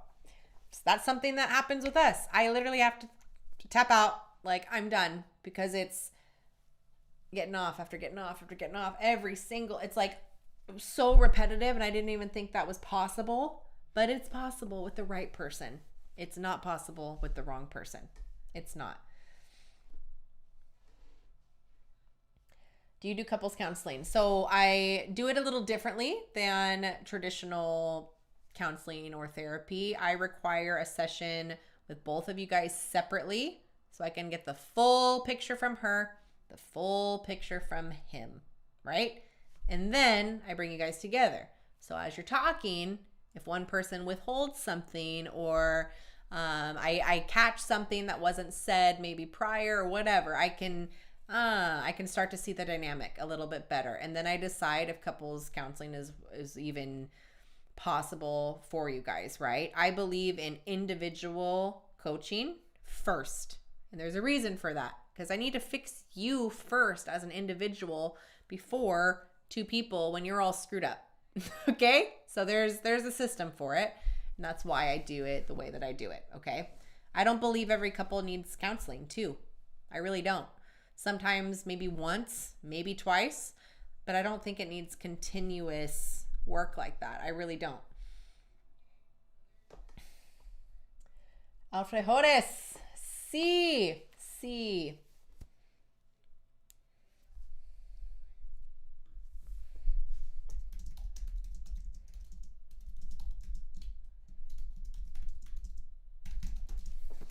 I'm learning. I'm trying to learn Spanish because I want to go to South America one day. Okay, and I have to speak some Spanish. Mi español no es muy bueno.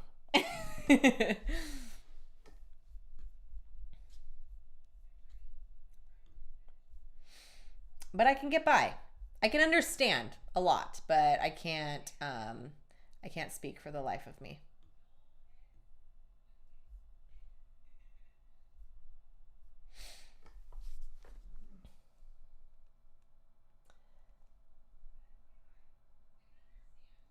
How do we set that up? Let me give you, I'll give you the link to my I'm going to put the link in here. Oh shoot. I have to do it this way. Bear with me, guys. Bear with me. Okay, I'm just going to ask one more time. Does anybody want to see Mr. Ponce at all? Any questions for him for maybe the last half hour? I do not take insurance. Nope, I don't. Cash money, honey.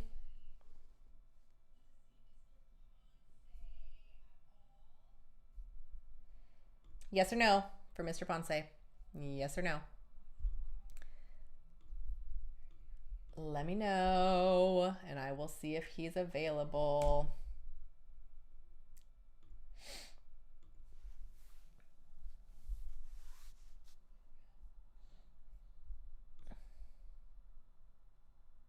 Next week. People are saying next week. Okay, we can do next week. It depends though. Oh, sure. Yay. Okay. Yes, yes, yes. Yes, let's see the feral animal you speak of. Ooh, honey. Honey bunny.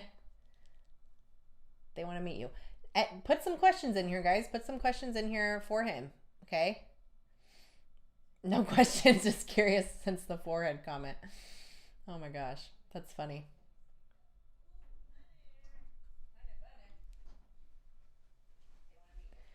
They want to see the feral animal that I speak of. I'm not a feral animal. No, it's because of the video I just made. Okay. He's coming, guys. Next to you. Come next to me. Wait. Come next to me. It's so bright in here. I know. They want to compare our foreheads. They want to compare our foreheads. Somebody said I had a big forehead. Oh, really? And I was like, wait till you see my you know. husband's. Oh, yeah. Look at my forehead. There's Mr. Man. He's here, guys. He's here. Any questions for Mr. Ponce? How much do you love her? My God. So much, right? So much. I think so. Yeah. A lot. Lots. He loves me a lot. Yeah, I'm obsessed with her. Obsessed. Oh, there's it's from my group. Oh, Umberto. Yeah. UFO What's up? Gandalf. What's up? You talked to him once in the Telegram. You have questions for me or no? I'm waiting. Do you guys have questions for me? I'm a coach too. I taught her everything she knows. Here's a question. Why did you bring her the book instead of texting it to her? Because that's me. I just act, don't think so much. That's why. And because I love her and I want to see her again. Saludos desde cerca de Orlando, Florida. Oh, nice. Hello.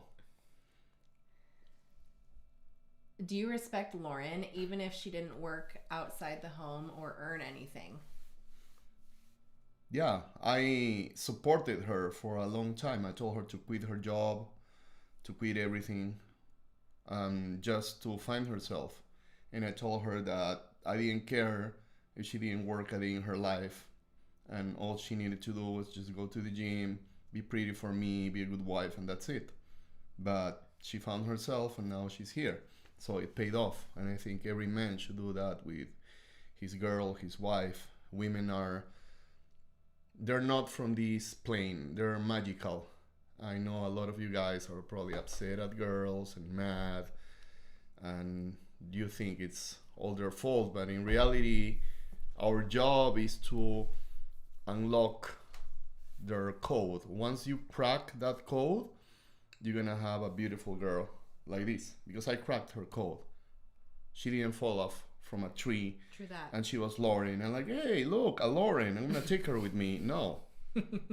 10 years I worked on this girl. 10 years. And paid off. And you guys can do the same thing. Mm-hmm. Every girl has a girl like her inside. Every single one of them. They're magical. But you guys just don't put the effort to crack that code. It's like a video game, right? You guys spend hours playing video games. I loved video games when I was young. And you try to win and then again and then you replay. It's the same thing with women. Tips on how to unlock the code. Okay, it's very simple.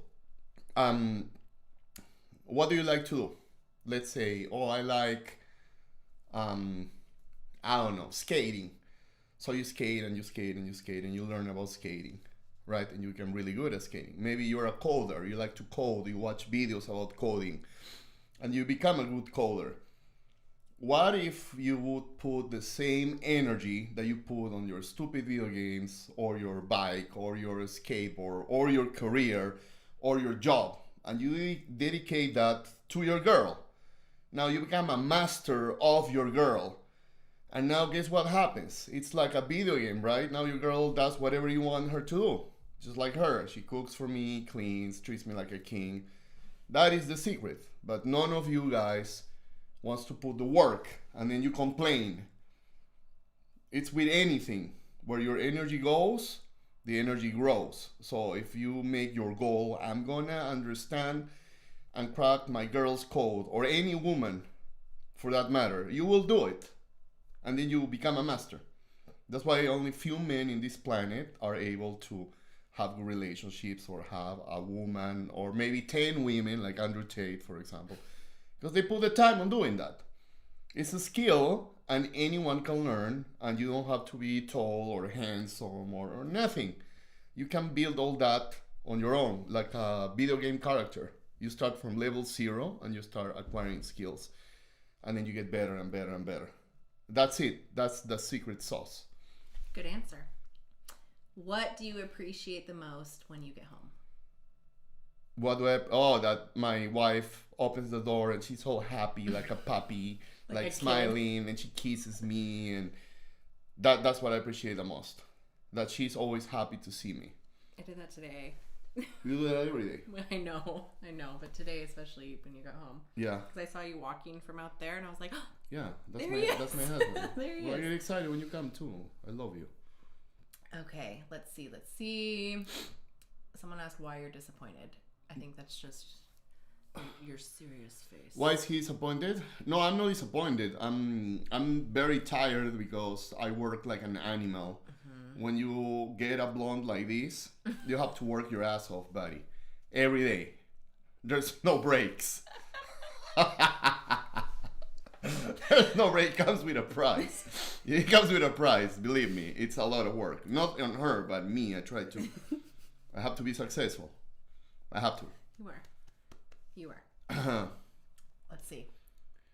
Workouts occupation? No, the gym. I'm a coach. The gym seems to be a catalyst for you too. Where did that comment go? Oh, okay, hold on. What did you see in Lauren that made you decide to spend that 10 years supporting her?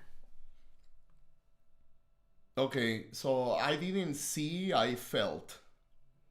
Because what I saw was an obese woman. That's what I saw. But she listened to me, and she respected me.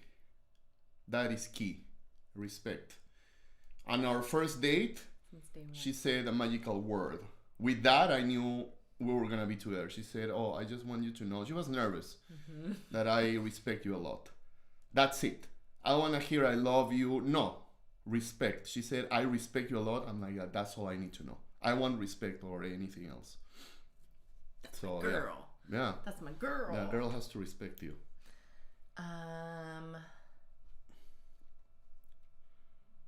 How can I crack the code of a girl who is so jealous? Oh, look.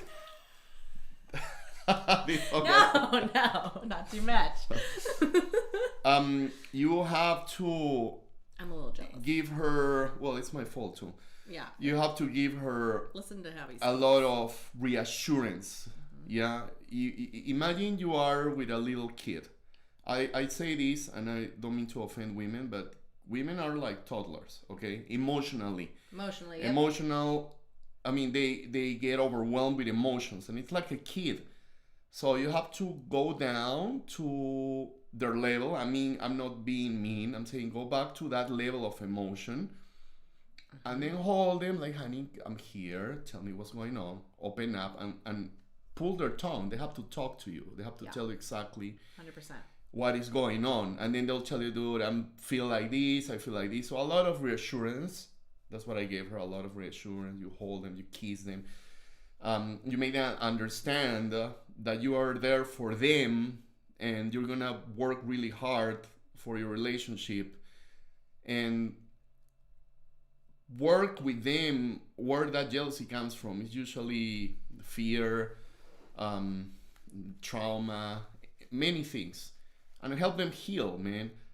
And once they do that, they're going to appreciate you so much because you help them, and they'll do wonderful things for you. Any woman is like that. This one, I know you guys think that she is a goddess, honestly. Yeah, she came to this world to make it better for men and women. I believe that that's her calling.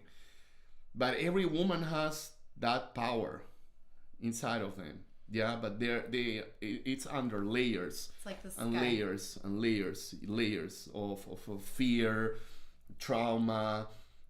They've been probably,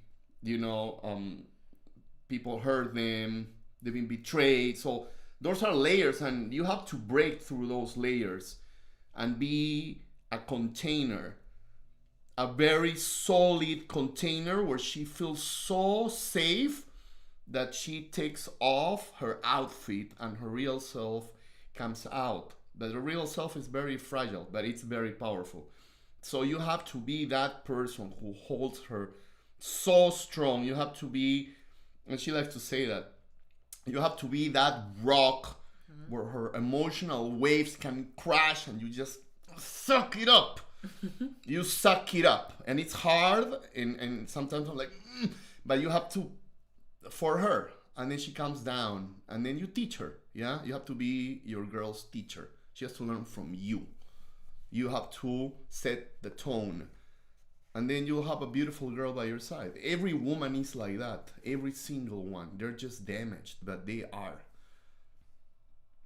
Are you jealous of her popularity on the internet? No, I love it. He loves it, guys. People write to her and tell her, I'm in love with you. I want to marry you. Hundreds. Or just being grateful. There are idiots too. Yeah, there are guys who are fucking rude. I don't like that. But yeah, she was a girl that was so insecure, so withdrawn within herself, shy, wouldn't speak up, thought she was ugly. So now to have all of you guys praising her makes me really happy, because she doesn't just belong to me. She belongs to all of you. She is your girl too. I happen to be married to her. I happen to be her guardian. But she feeds out of your love, and she belongs to all of you. So when you guys love her, that makes me very happy. that was really sweet. No, it's true. That was really nice. WTF, look how she looks at him. That's legit. I don't even notice. I'm just, what are you saying? Yeah, so and I'm not Don't. Brad Pitt, You're my Brad 6'5" Pitt. tall. It's not like that. But when you do good things for your girl, she sees me like I'm, I don't know, the most handsome man in the world, man. She looks at me and I'm sometimes like, dude, like that's crazy, but that's love, It's when you work on your girl, that's what happens. Never looked at it that way.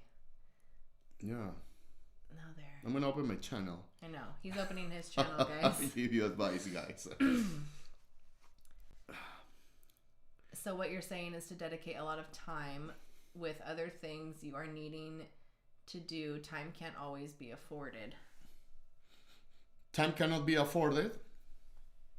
Really? But what are you gonna dedicate time to? To what? To what? My job? Okay, then be good at your job and suck at women. You have to be smart with your time. The day has 24 hours. Don't give me that excuse. Mm-hmm. That is BS, buddy. That is total BS. You are saying that to yourself so you can feel comfortable and give you reassurance that there's no hope. And that's bullshit. You have time to dedicate to learn something that you want to learn. If you were dying of a disease right now, and you know that you can reverse it, believe me, you'll be on your butt researching about it, how to get better. So it's the same with women, but you just don't want it bad enough. You say you kind of want it, but you don't want it bad enough. Once you want something bad enough, you're going to master it. I'm not saying you have to be the best in the world, but you're going to be really good, and you're going to be ahead of most men who are just like fucking watching porn or playing video games or just sitting in their computer doing nothing. This is the best time to be alive. Anything you want, it's within seconds of your fingertips. Anything you want. You can research anything, books, you have Lauren, free live. What else do you want, man? Endless content on the internet. Books, it's just put the work and And you have to believe in yourself, you know?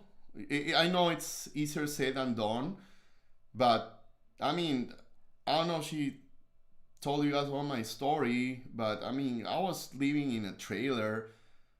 I was broke. I had to work 2 jobs. And then look at me now. Hmm? Look at me now. Why? Because I didn't give up. Because I can't give up. Because giving up means like failing. I'm not gonna fail. I'm gonna try and die trying. You have to put it in your head. You're a man, for God's sake. Yes, he's the container. He is the container to me. Simple answer. Yeah, you have to be the container. You have to be that rock. Another guy from Peru. Mm. Hello from Peru. Alessandro. Yep. Hi, Alessandro. Okay. But don't you think that women should develop emotional regulation and control instead? Isn't that the solution? You're gonna wait for them to develop it? Well, then grab a chair and wait and see what happens. No. It's You know, I didn't wait for her to develop anything. I worked on her. I taught her. And then on her own, she started doing the work. But you have to lead them. It's your job to lead women. It's your job to educate women. They're not going to do it on their own, especially on these times when everything is freaking reverse and the media is pushing this BS agenda. Don't respect men. You can do it by your own. And all these BS that, I mean, you can't wait for them. You have to lead them. You have to teach them. And you can do it. You can. Requires some work and effort and patience, but you can. Yeah, of course you can. Let's see.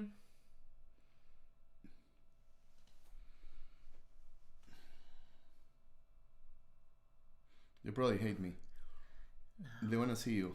This guy does. This You're Michael beautiful. guy. He says...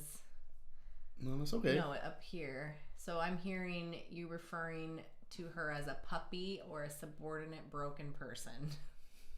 If that's what you want to hear, then that's what you're going to hear. Yeah. I have no control on what goes into your head. If you think that I'm referring to my wife as a puppy, then buddy, you have a very sad future ahead of you. I'm saying you have to be a leader. And when they're emotional, they're like kids, because in reality, every woman, they're emotional, what happens? They cry, they throw stuff, right? So I'm making an example. I don't know how you took that to a broken puppy. And in reality, she was broken. Because when you're morbidly obese, you're broken. Oh, yeah. I was broken too, but I fixed her. And she fixed me. Mm-hmm. That's how it is. I'm not gay, but I see why you fell for him. Yeah, that's nice. That's a nice compliment from a man. I like that. Yeah, you know? it's appreciative. Wait, it all just got... Okay. Was there any traumatic experiences from the past that... Wait, was there any experiences from the past from both of you that were traumatic that affected your relationship at the beginning? If so, Yes. What turned it around? Yes, I'm not gonna go into details because it will take forever. Yeah, but there were. But there were, and then this is the key, yeah? When you're with someone, that person is not gonna be perfect, yeah? Far from it. So they have their positives and negatives, right? You have to weigh them. The positives outweigh the negatives, then you accept them. Now, the negatives are their demons. Lauren knew my demons very well. And I wouldn't say she had demons, because I don't think she had. She just had things to overcome, but I did have demons. And she chose to love me with my demons. She chose to see my demons. She wanted me to open them to her. And she chose to love me regardless of them. And then she chose me, she helped me how to tame them. Because it's a battle, so now I battle with them less and less and less. And you have to do the same with your girl. You know, she's probably, someone said, oh, what if she's jealous? Okay, she's jealous, but she's an amazing girl. She loves you, she's sweet. Then work on that jealousy, and then you bring it down, and then you have a perfect girl, right? Nobody's a clean slate. Like, we all damaged one way or another, some more than others. to be a master at anything, you have to put devotion and dedication into Yes. what we want to master. Yes, that's correct. That's correct. You have to want it. You became authentic by bringing him today. I've been wanting to. And he's finally here. We're going to be doing more stuff together, guys, this year especially. We're just planning and getting it all set up and ready to go. You look so pretty, man. Thank you. It's like the Beauty and the Beast, right? Yeah. She's so gorgeous. And I have a big ass forehead. See, it's bigger. Yeah, no, mine has its own zip code, and you can land. And I can land a plane on mine. Land a plane. No, on yours, no. Dude, it's like a 5-head. A helicopter, probably. Mine, you have a jumbo jet, like the whole army.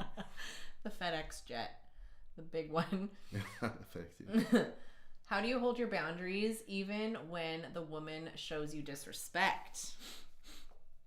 Okay, women might cross a line and disrespect you.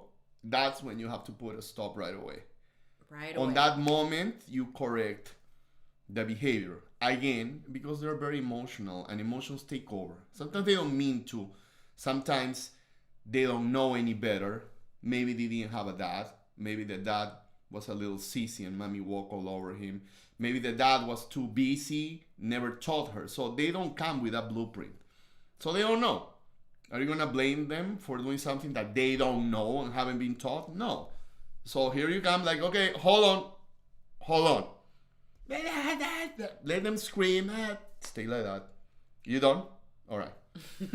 So listen to me. Like a kid. Never, ever again dare to raise your voice like that at me. That is unacceptable. That is very disrespectful. I don't tolerate disrespect. Do it one more time, and that's the door. And make sure it doesn't hit you in the back when you leave. Okay?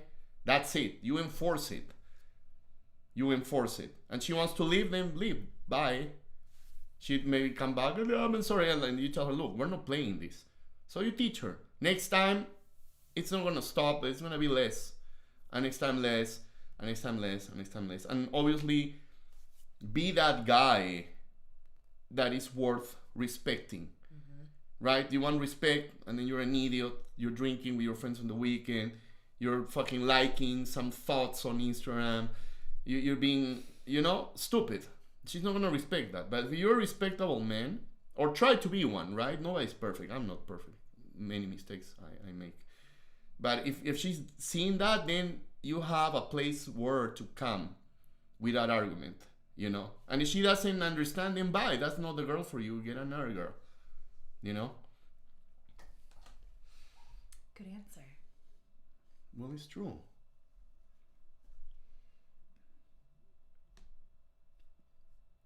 What's your profession besides Lauren?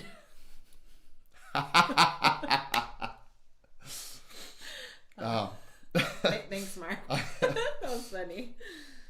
I'm a transformation coach. That's what I do. I started with her. She learned from me, and now she surpassed the master. That's what I do. I didn't surpass you. Oh, well, man, look at you. I have never had this. I've never had any of this. Look at all these people love you. You're gonna. No, that's okay. It's fine. I love it. I love his point of view. This should be a once a week live together. We she's been telling me to we will discuss topics from different points of view because we don't always agree. Polarity, right? Like she talks. We don't agree in a lot of things. When it comes to girls, I have certain things that I believe and she doesn't. And when it comes to guys, certain things she believes and I don't. But when it comes to us, we pretty much agree on everything. Yeah. Yep. The Beauty and the Beast. Yeah. He sure is the beast. The Beauty and the Wouldn't have Forehead. it any And the other forehead, way. it should be called. Look at my nose, man. The battle of the forehead. Do you see that nose? I mean, I'm not a cute guy. That's what I want. Okay, I am. Don't Okay. say that. Okay, but I'm gonna tell these guys that You're very, there's people very- online that they say that you have to break your fucking jaw to look. No. You have to be masculine, man. Women don't fall in love through their eyes, through their ears and through their heart. Feelings. Through their ears is what you talk to them, and through their heart, how you make them feel. Hello from West Africa. Nice. West Africa. Love Sierra it. Leone too. Wow, that's amazing. All over the world. That's so cool. Huh? Let her know you don't want her to look a certain way. Well, yes and no, you know? I mean, she's not gonna dress like a prostitute when she goes out. No. She won't do that, obviously. Now, when she goes out with me, I like her to dress sexy. Classy, yeah, but sexy. And I like when she wears mini skirts because she has amazing legs, she has an amazing body. And with cleavage, I like it. I'm the one that pushes her the most to dress like that. She doesn't like it. Me, I like it because I'm such a dude, right? I like hot girls, just like all of you. So when she dresses like that, I'm like, oh, hey, all excited. But she's with me, you know, and she's not doing it for attention. Now, is she gonna grab attention? Of course she's gonna grab attention. Do I care? No, I don't care. Because it's like me driving a Lamborghini, right? Everybody's looking at the Lamborghini. Yeah, who's driving the Lamborghini? I am, you know. I'm that guy with a forehead. Yeah, this dude with the accent has that hot chick. So you feel good. I'm not doing it for validation, but we go out. I like when people like, oh my, they look at her, the valet parking looks at her, the manager comes and looks at her and gives us free drinks. People go nuts. They shake my hand. They like, as long as it's respectful, I don't mind. Once you try to cross that, then I'll slap in the face in front of everybody. But for the most part, I don't need to do that. No, I don't condone violence, but that's my girl. Don't disrespect me, you know. And yeah, I don't mind when she. I mean, we live in an area where people, they're very beautiful. They dress very casual, little clothes, bikini. So it's okay. It's all about context, right? Yep. It's context. If we're in a place where everybody dresses like all covered up, but you don't want to wear little shorts and a top.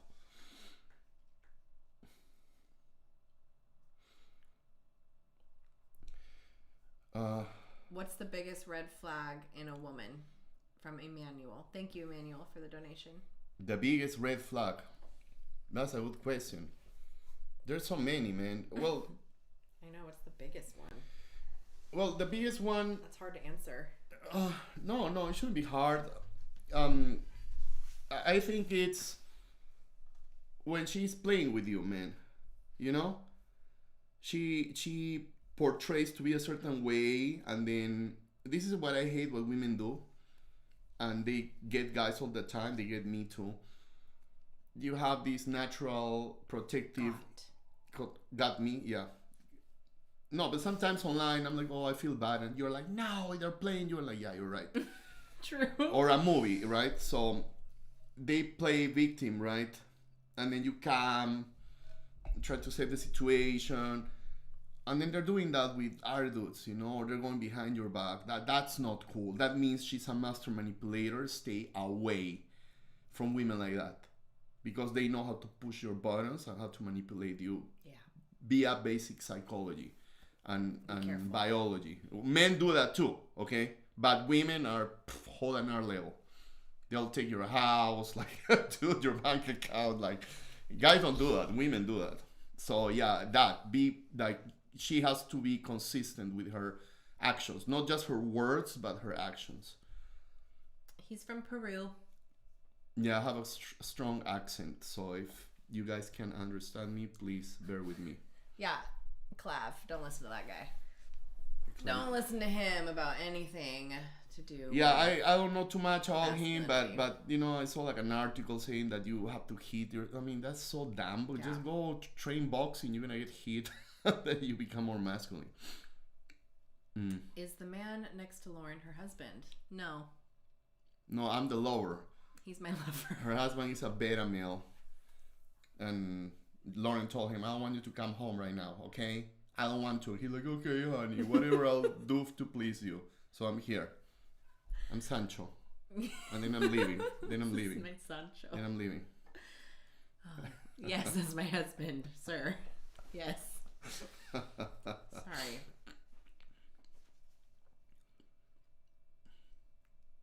I think that was it. I think that's all the questions, guys. Yeah. How long you been doing this? An hour? 2 hours? 2 hours and 4 minutes. So we're about Oh, that's to good. wrap it up. Unless anybody has any other questions. I'm just scrolling through to see if I missed any. What is your profession beside Lauren? Yeah, that's the last one. That's it, baby. Yeah. Huh?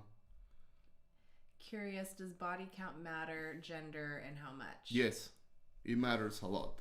It doesn't matter on men. Yeah. More body count you have, better experience at pleasing a woman. Facts. The more body count a woman has, the less her ability to bond with a partner. So you don't want that. Don't let them tell you the opposite. No, you guys need to be experienced. Women, no. Guys need to be experienced. Yeah, otherwise Please. you don't know what to do. Please. You don't know what to do. You need to learn. Practice. Okay. Like a sport. Please do this together each week. That's so funny. We're going to be doing more podcast style videos, whether it's lives or long forms. We're going to be doing that. Yeah, and don't listen to most of these male podcasts that these idiots are surrounded with a bunch of hobags. And they're like, yeah, well, to be a masculine guy, yeah, they're all frauds. Most of them are scammers. None of them are married. None of them had a hot 10 out of 10 wife. Their wives or girlfriends, they're not cooking for them, treating them like they're all scammers. And anyone can have a podcast. You just give money to a bunch of hobags and they'll fill your podcast, and then you just regurgitate. How do you say? You just regurgitate. You do that from someone else's book, and then suddenly you are a pro. Like, don't trust any of them. Hold on, you need to do this one. So men should damage other women to get experience. Okay, so how do you go from having experience with a woman to damaging? Damaging is like hurting people. Yeah. So I don't get how do you go from one side to the other one. I'm saying experienced. Meaning you have a girlfriend. Casual. Yeah, you have a girlfriend. Well, you learn how to kiss, you learn how to date her, you learn how to dance, you learn how to... Or if you're not exclusive. Yeah, have sex or whatever. You break up, then find another girl, right? What are you gonna do? Stay in your basement for 10 years until you find the one? No, you dummy. You try to find another girl. I'm not saying be a serious dater, but you have to go out with girls, you know, and evolve your game so you know how to talk to them, what they want, you know, what makes them turn on, things like that. You have to have experience. Believe me, no girl wants to be with an experienced guy. Not even one. They want a guy who knows how to carry them, take them, make love to them, kiss them, grab them, date them, grab their hand, fight for them. That's what I'm talking about. How do you go from that to damage? It's beyond me. Okay, next. What is something specific? Wait, what is something your specific audience doesn't want to hear, but you think needs to know? Oh, okay, I know. That it's all your fault. Oh, I knew you were going to say that. I knew you were going to say that. Nobody wants to hear that, but it's your fault. Yeah. Your situation is your fault. The fact that you have no girls in your life, your fault. The fact that your girlfriend cheated on you, your fault. The fact that your wife divorced you, your fault. Everything that happens to you, it's your fault. Not her fault, your fault. So the sooner you realize that, and the faster you start applying extreme accountability, the sooner you're going to be able to change your life. because now everything it's within your power. And if you view the world like that, then your life changes. But nobody wants to hear that. Like those male podcasts, the females are like, oh, girls don't want to do that, and yeah, the poor guys. No, that's a victimhood. No, yeah, it's victimhood. Someone wants to know. Thank you, Sterling, for that generous gift. I've actually never seen that before, so I don't know what that is. But thank you, I really appreciate it. This is the book, Ronnie. Tantric Sex. This is the book. I'm putting it down now. Your fault. Yeah, your fault. True, agree. It's your fault. It's your life, man. It's Mira.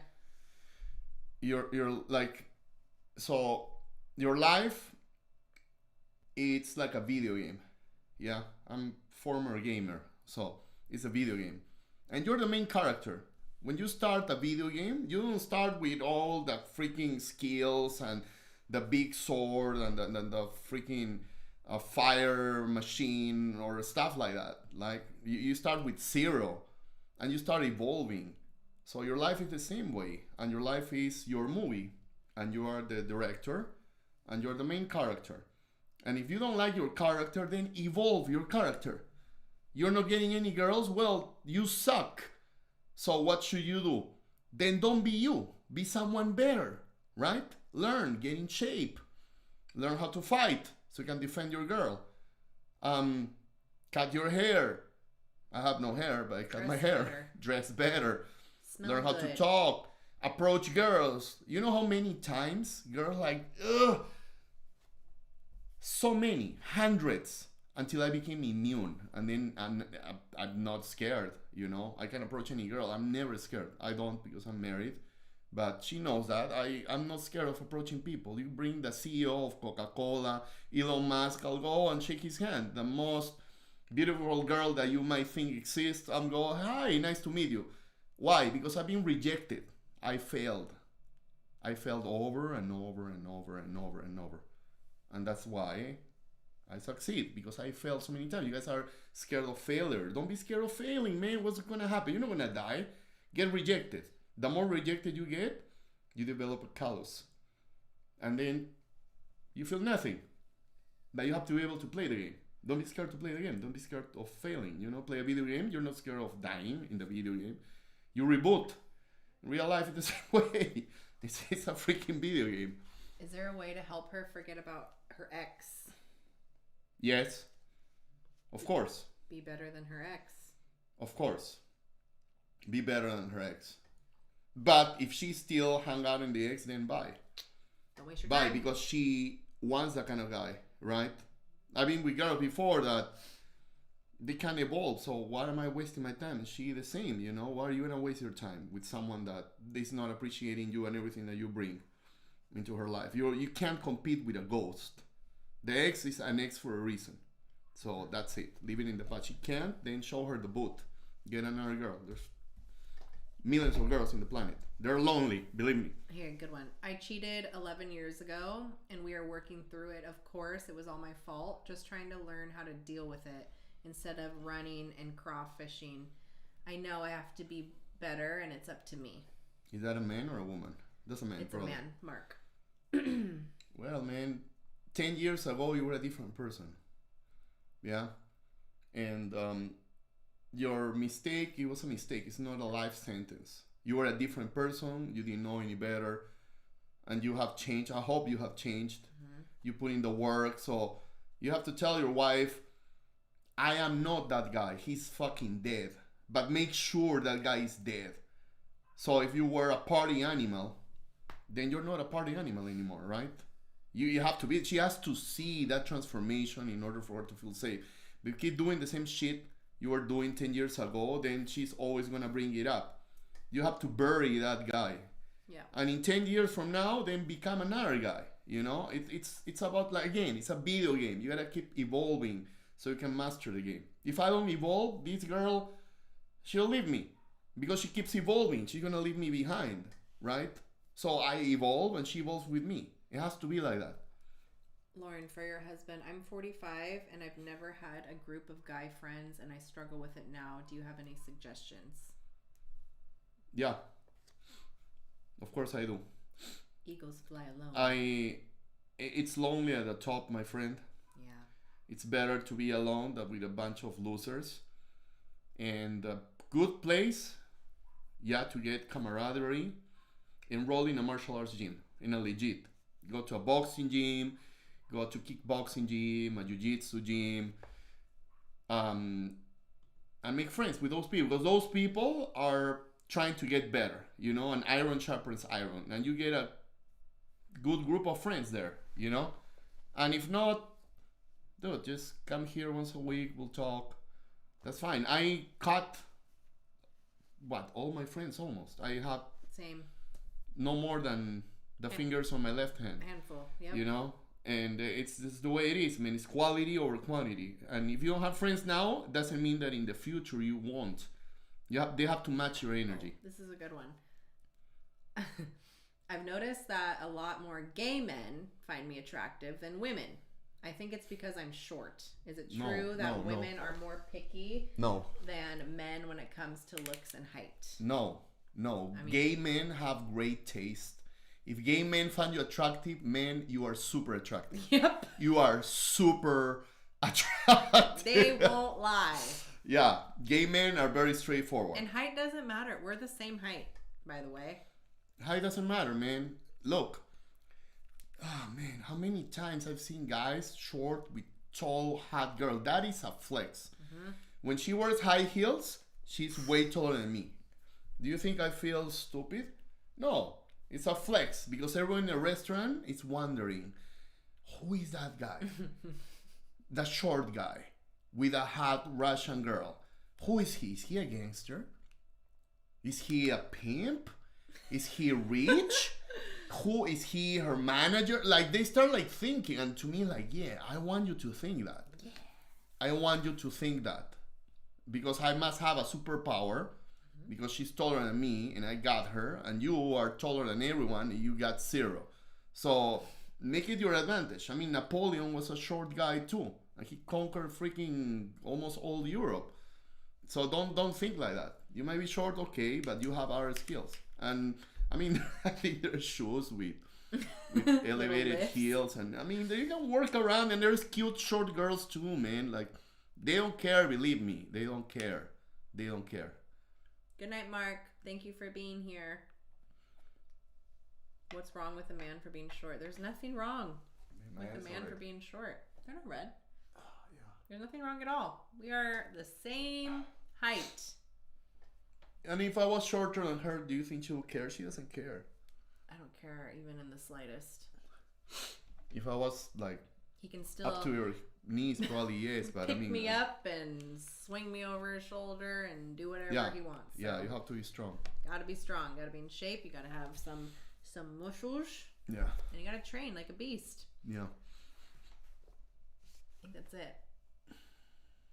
Thank you for answering my question, both of you. Good night. It is kind of late, huh? What is it? Can I have some water? 9:17. This is fun. It is kind of fun, huh? Opinion on sleeping with other women to cultivate competition anxiety in her. Not through cheating, though, through being honest. What? He wants to sleep with our girls? What's wrong with that? I don't understand.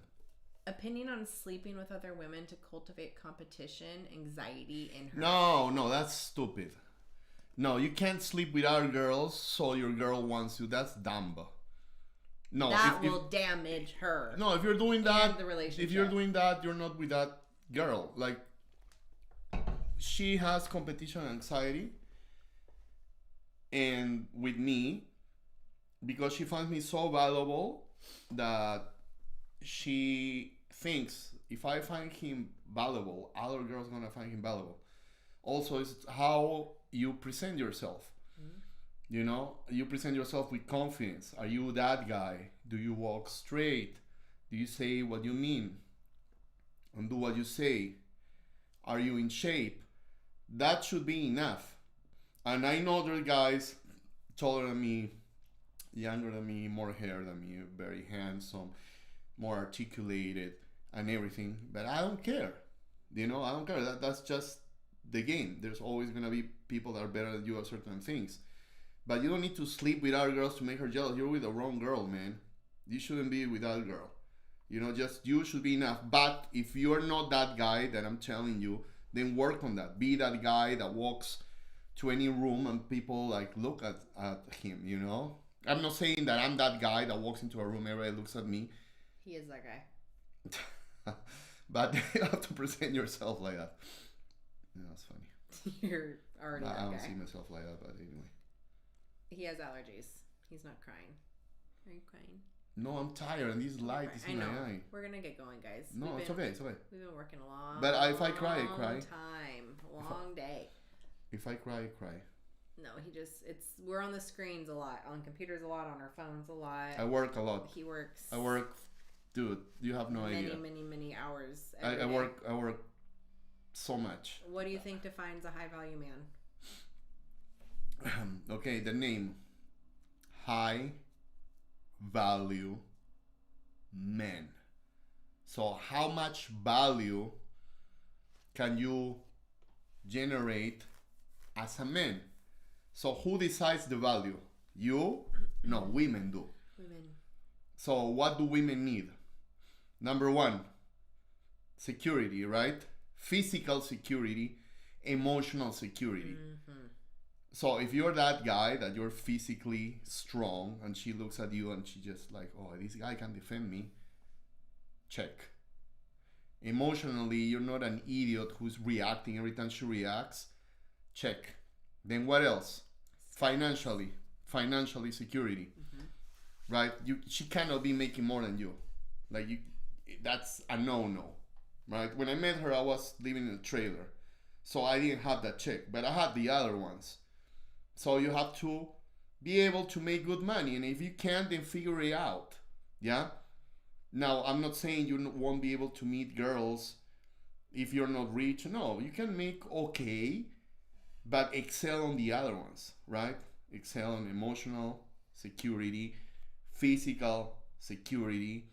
Then be a guy who's a charmer, talk to her nice, like play like this, give her kisses, carry her like that, take her dancing. It doesn't have to be too expensive. The fact that women like to feel. Make them feel things. That's what I'm saying. Take her dancing, or take her, hey, this date we're gonna go to the beach. And just the beach, the ocean, it's different. You don't have to spend a fortune. Yeah, sometimes take her to a nice restaurant, right? So you have to do those things to be high value.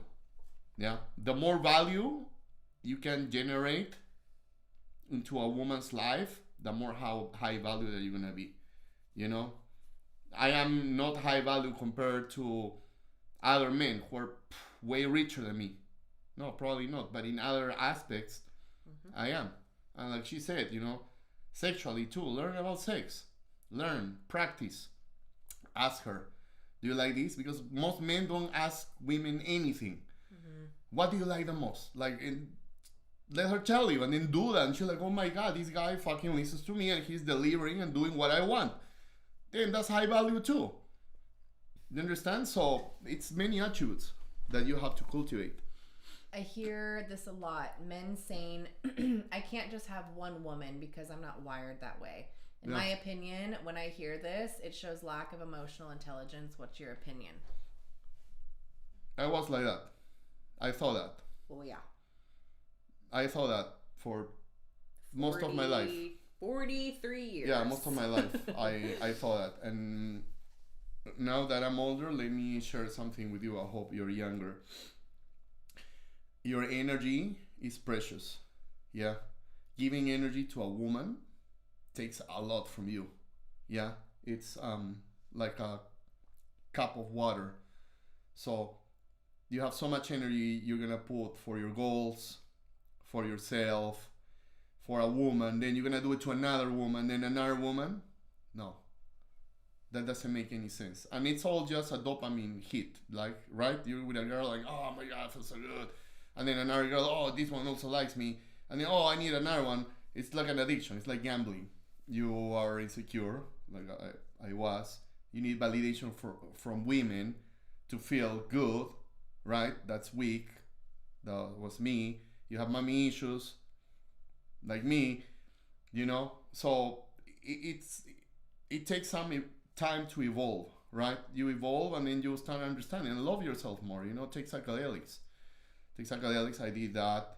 Find where your traumas are, and then you don't need it anymore. You don't need validation from nobody. Actually, you can be happy alone, like I was for many years. I'm happy, and then the right woman comes, and then you just want to be with her. You know. Gotta get some big lateral delts. That helps build some muscle. Well, I don't have that big. Is beauty? I'm not that big anyway. Is beauty subjective? Why so many women are looking for the man's money?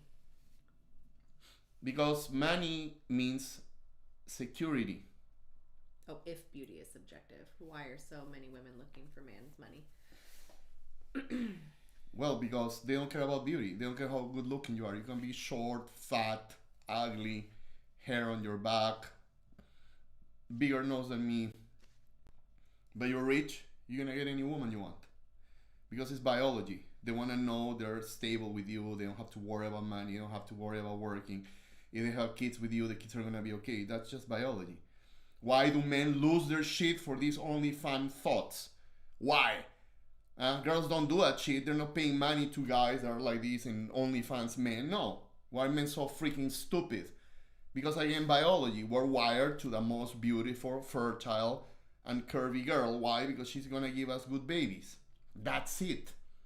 So society cashes out on these traits, biological traits, you know. But as you evolve, you understand that that's not what you need. You need more than that. And women need to understand that they go for this guy just for the money, and then what happens? 5 years down the relationship, they're miserable. And they're crying, and then they want to cheat or leave, you know? How can I, as a respectful wife, support someone who's only on dopamine like that? You can't. We've been married for 10 years. Bye. You married wrong. That's not the man you're supposed to be with. Leave and find someone that is not addicted to that dopamine rush. You can't live with someone like that. Like, people think that when you're married, it's like a death sentence. It's not. Like, I'm married and I have to stay. No, you don't have to stay with that person. You are allowed to make mistakes, and you're allowed to upgrade and to change and evolve and to find someone that matches your level of energy. You're not supposed to be with someone forever that you have literally nothing in common, you're suffering with. So leave. I don't care if you were 10 years, 20, 50, it doesn't matter. You still have time for you, so find someone else. That guy, no. Are most women virgins before marriage? In this day and age, no. What? Are most women virgins before marriage? No, forget about that. Someone says, this is Andrew Tate vibe. Listen, Maddie. Andrew Tate, it's someone that's been talking about the way of thinking that people like me had since we were born. If you go to Latin America, go to Colombia, Peru, Argentina, everybody thinks like me. You guys here in the States think that this is like, oh my God, Andrew Tate, he's the Messiah. Jesus Christ. He's not big in South America or in Latin America because we listen to him like, yeah, well, I already know that. That's nothing new. Jordan Peterson, on the other hand, is way more interesting. Mm-hmm. Nietzsche is way more interesting. Those philosophers you should listen to. Andrew Tate, I respect him very much for one thing in particular. One thing. That during the pandemic, he stepped up and spoke. That's why I respect him a lot. And his views on polarity, I agree with him. I don't have to agree with everything he says, which is I want to be with 100 girls and I want 100 kids. I don't even believe that. You know, I don't think he's like that. He's just a persona he has created and he has become a multi-millionaire through that. So you don't have to agree with everything someone says. Just take something that resonates with you and the rest dismiss it. You have to apply that with anyone, Lauren, myself, whomever. You know, things that you like, accept, and some others just reject. It's simple as that. This guy's been commenting a lot. Where to find good quality women? I'm 19. You're young. Hold on. Before you say, I know, got to focus on my self-improvement, but I want to know from your experience. That's a really good question. You're gonna find good women in quotations in places where women are spending the time to improve themselves. For example, you go to a library. What kind of woman goes there? Is a psychopath is not going there, right? Okay. A bar, yeah, not all good women go to bar. There's good women that go to bar, yeah, but majority not, so probably not a bar. Then in a gym. Yeah, in the gym there's some entitled girls, yeah, sure. But there's other girls that you're gonna see they're working hard. So that's a good place. Yoga, class, maybe a martial arts school, there's girls there too. A farmer's market. Farmer's market. Go to a farmer's market in your town and go to a nursery. Yeah. Women go there. But let me tell you something. Even those girls that are going to the bars, the girls that are on Snapchat, all of those girls, all of them want a man. All of them, even a prostitute, yeah? Deep inside, they want a man that loves them. They want to fall in love. They want romance. All of them want that. The problem is their circle of friends, right?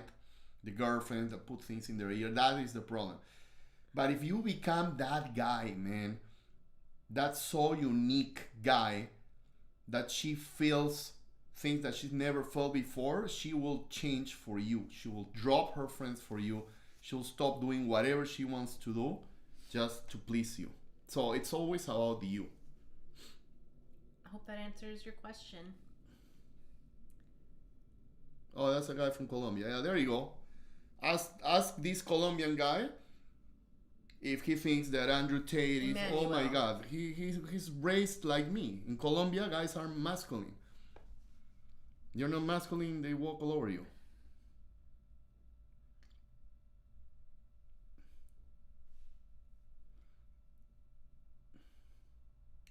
Your soul is more important than your flesh. That's true, but if your flesh looks like crap, then that means that your soul is not that pure, right? It goes together. We're not flying ethereal beings, right? We're in this earth. See, Miss Faith, I hang out at libraries. There you go. Yeah, those girls. Look. Here's the funny thing, yeah? And I want to say something. You guys want to find a girl like this, the finished product. No, that's not what you do. That's not what you do. You go and find a girl with the glasses that looks a little cute, a little awkward. That girl. You go to that girl, invest on her, and you make it a hot girl. That's what you do. From Kenya. Man, that's crazy. That's so cool. Hopefully, once you guys have kids, you'll be able to keep the same momentum. Yeah, more. We're gonna be more every month, every week, every year. We fall in love. Every year, it's more. It hasn't decreased. When people meet each other, there's usually the spark. You know, it's all new, it's exciting, and then start decreasing, right? That happened to me with all my relationships. With Lauren, it's the opposite. Sex is better. When we have fun, it's better. Communication gets better. Love gets better. We get more addicted to each other. Friendship, closeness. Yeah, it's the other way around. People say, wait till you have kids. Yeah, because you suck. I hate when because people you say suck at having kids, and you suck at parenting, and you suck at being a husband, or you suck at being a wife. You think it's going to same with me. No, because you started in the wrong foot. I didn't, you know. We're taking our time doing things right. Don't believe those people. Oh, when you have kids, just wait. Then don't have kids. Don't have kids. Kids are a blessing, man. Kids make your life better, not worse. If they're making worse, then you suck as a parent. And you picked the wrong person. Yeah, and you picked the wrong person. I can't believe that. Colombian men are masculine. We don't need someone like Andrew Tate to tell us There how you to go. be a man. Thank you. I know. I know. In South America, we're all like that. Yep. Andrew Tate is like just another Colombian, another Peruvian. It's just, it's just the way it is. We're raised like that. Okay, baby. That's the end. That is the end. You're having fun. You're like, can I stay? How long have you been to her? Since 2022. I known her for 10 years. We've known each other since And 2018. we were like friends, and it grew and grew and grew and grew and grew. So it's better when you guys take your time. Take your time, get to know someone, and cultivate that relationship. How do you guys manage the age gap and the culture difference? That's a good question. No, I'm gonna tell you. I'm gonna tell you. You're gonna like this. The age gap is really good because you are a teacher, right?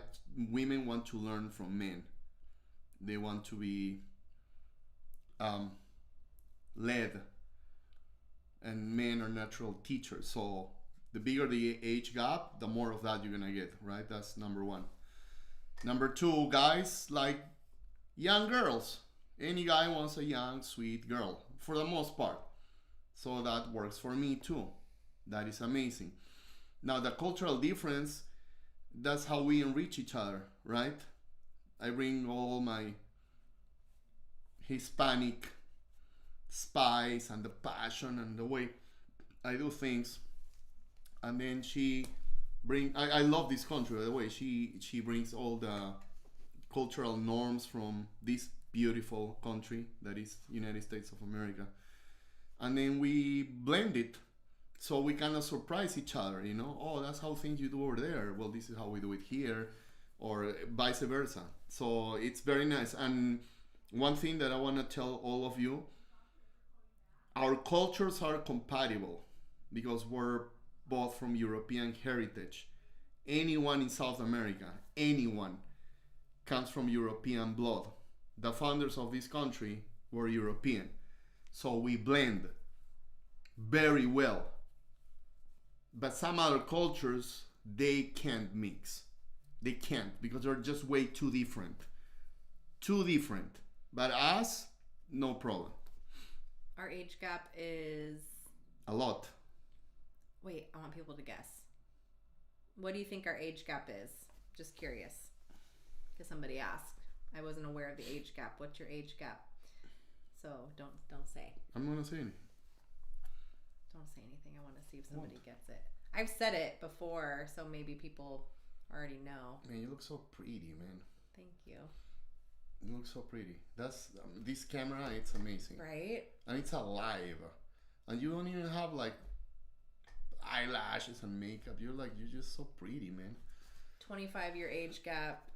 50-year age gap. Yeah. 15-year age gap. 27, 25. That's funny. 50. Dang. They're making They think fun. you're old. Well, I'm old. But she keeps me young. Oh, somebody guessed it. Mike Philpott. Good job. You nailed it. Good job. You nailed it. 17 years. 17-year difference. Yeah. Somebody said 6 or 7, 20, 11, 20. Well, 20 is close. 17. 17. Yeah. I was a baby. I was a baby when I met you. You were 24? I was 24 when I met you. And I was in my early 40s. yeah, we started dating Damn, when I man. was turning 27. So old. That's crazy. I don't regret it. I'm the envy of all my friends that are my age. Everyone who is over 40 and looks at me with her, they're like, damn, man. He's so lucky. Dean, don't age me. I'm 31, not 32. Pump the brakes. Pump the brakes. Yeah. 32.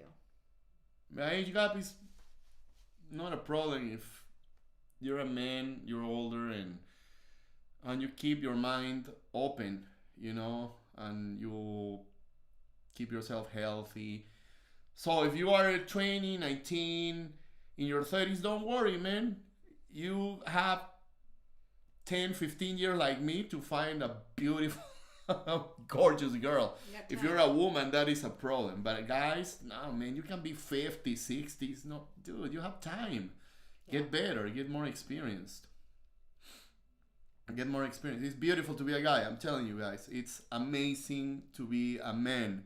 It's amazing. You have so much time to evolve and get better, get your heart broken, and again and again, and you learn, man. You learn. Dude, what language is that? I can't even read. That is so crazy. What's your take on meeting a new partner that's separated but not divorced yet? Oh, that's a little tough. That's a little tough because she's in one foot with you and her other foot is in their relationship.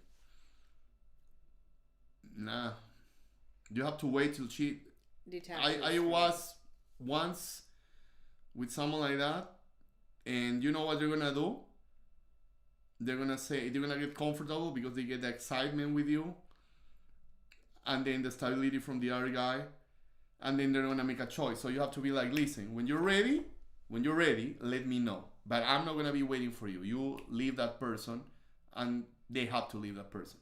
Otherwise, you are gonna be the other forever. So just be careful. You know, every relationship is different, but just be aware of that. Be aware of that. We give them the ultimatum. You are the main course, not the appetizer or the dessert. Yeah. There's also Viagra.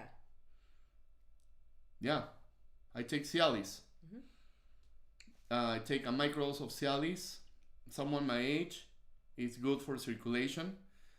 When you go to the gym and train, you get like amazing pumps, vascularity. And then the side effect is, what's the side effect. So for every man over 35, 36, a low dose of Cialis, very good for circulation. For women too. For women, really good Cialis. It's circulation. Yep. It has nothing to do with the guy downstairs. It's circulation. So take your Cialis. Oh, he responded, thanks. I'm thinking that she may not leave with me in the end. Yeah. It's tough. Just There's away. Also Viagra. Yeah, but Viagra is too fast. Viagra, it's... If, let's say you have a date and you're nervous and you don't know if you're going to get hard, then yeah, you take your Viagra. But Cialis is long-lasting and it's smooth. Slow release. It's slow release. So I think you should consider Cialis unless you're gonna have a crazy night with 5 strippers. Then you check your Viagra. I'm sorry, babe. I'm sorry. I had to. That was funny. My hubby takes it too. Lowers blood pressure a bit too. Yes. It's very good. Yep. For women too. For women it's good for circulation. Opinions on TRT. That's the 19-year-old that asked. Buenas noches. TRT. Yeah, the 19-year-old asked that. Yeah, but... So okay. Answer for the 19-year-old and just overall health for men in over 40. Okay, so TRT is for people like me. Okay, what do I mean by that? I've never been on hormone replacement therapy. I never used anything. I always done everything natural. I think you should trust your body to do what it's supposed to do. But if you start feeling fatigued and things are not the same, no drive, you went through a divorce, they took your kid away from you, you're working too much, maybe breakup after breakup after breakup, you carry some trauma, you're past 30 and you feel like it's not the same you, then something's going on. Inside. Yeah, so first thing you need to do is blood work. That's what I did. And then the blood work is going to tell you where your testosterone levels are. Now, for the most part, the doctor, you seem to be fine. No, I don't feel fine. So if you don't feel fine, go on TRT and you're going to feel better. My levels were the ones of a 60-something-year-old man.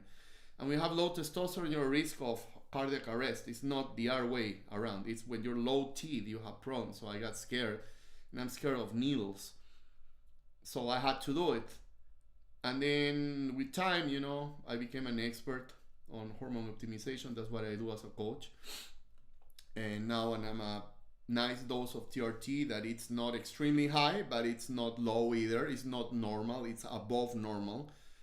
And that makes my life better. I recover better. I feel better. Sleep better. Perform better. Everything better. Because that's a male male hormone, testosterone. And for women, that is very important too, especially after 40, after they have kids. A little dose of testosterone brings their libido back. They are in a better mood. So it's amazing. It's very amazing. I always promote it. 1 to 3% per year of total T after the age 30, you lose testosterone production. I have high because I'm young. Yeah.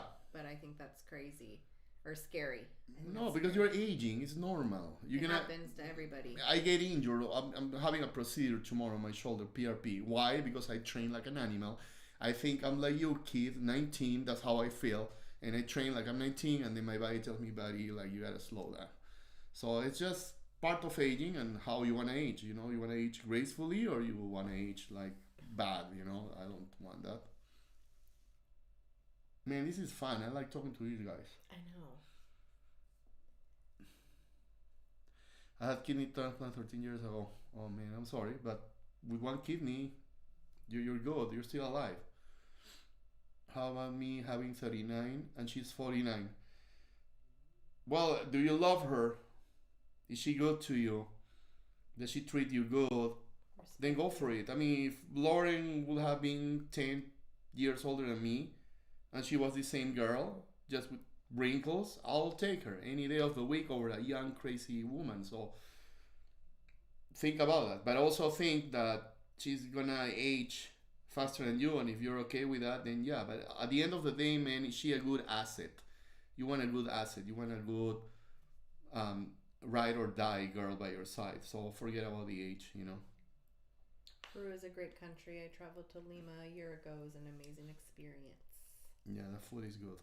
Food is bomb. DHEA, TMG, ruminant food and exercise. Yeah, you can do all that. You have to do all that first before getting on TRT. BPC, I agree. peptide for repair. Yes, I take all that. Taking that now. I take all the peptide you can imagine. Consider NMN, TMG, resveratrol, and other longevity supplements. Yeah. What? Some serious gym guys I know run a lot of testosterone, 500 milligrams a week to get muscular. Of course. Yeah, and that's nothing, man. Some people run 1,000 or more, and you're gonna get huge. It's easy. It's doing the work for you. You can get huge like that. That's no arguing over it. You take 500 a month plus other stuff, you're gonna get huge. Yep. But then your heart is gonna suffer, your kidneys are gonna suffer, your nervous system is gonna suffer. Being that big, you're not gonna be able to run if somebody attacks your wife or your girl. You get into a fight, you're gonna gas out. So it's just all cosmetic, you know. Steroids for men is what Botox is for women. It's the same thing. It's just a cosmetic enhancement, and the insecurity is still inside of you. So just be aware of that. You know, tell your friends just never. How does Lauren know so much about relationships?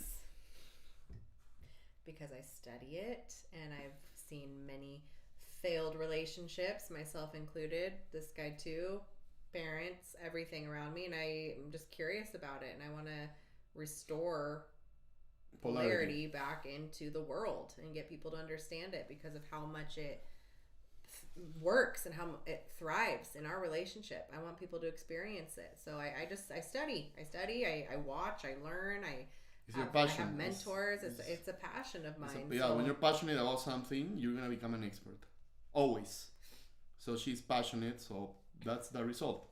Anything you put your passion and your heart into, grow. Yeah, you're gonna be an expert on that. That's just, it's normal. How much TRT you taking, bro? How much TRT? I'm taking 1 ml, 250 a week. That's not your vial low. 400 milligrams, I think.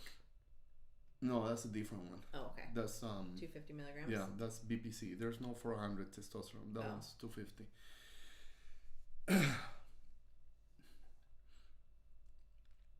250, yeah. But I take other stuff. I take growth hormone. I take a little dose of nandrolone for my joints. I take, when I'm injured, BPC, TB500. Then I take NAD. I take injectable vitamins. I take a lot of things. And she cooks super healthy. Um, Fruits, we go to the beach, train, positive thoughts, Good sex. Yeah. We said it at the same time. Yeah, all that is important. Otherwise, I won't be here.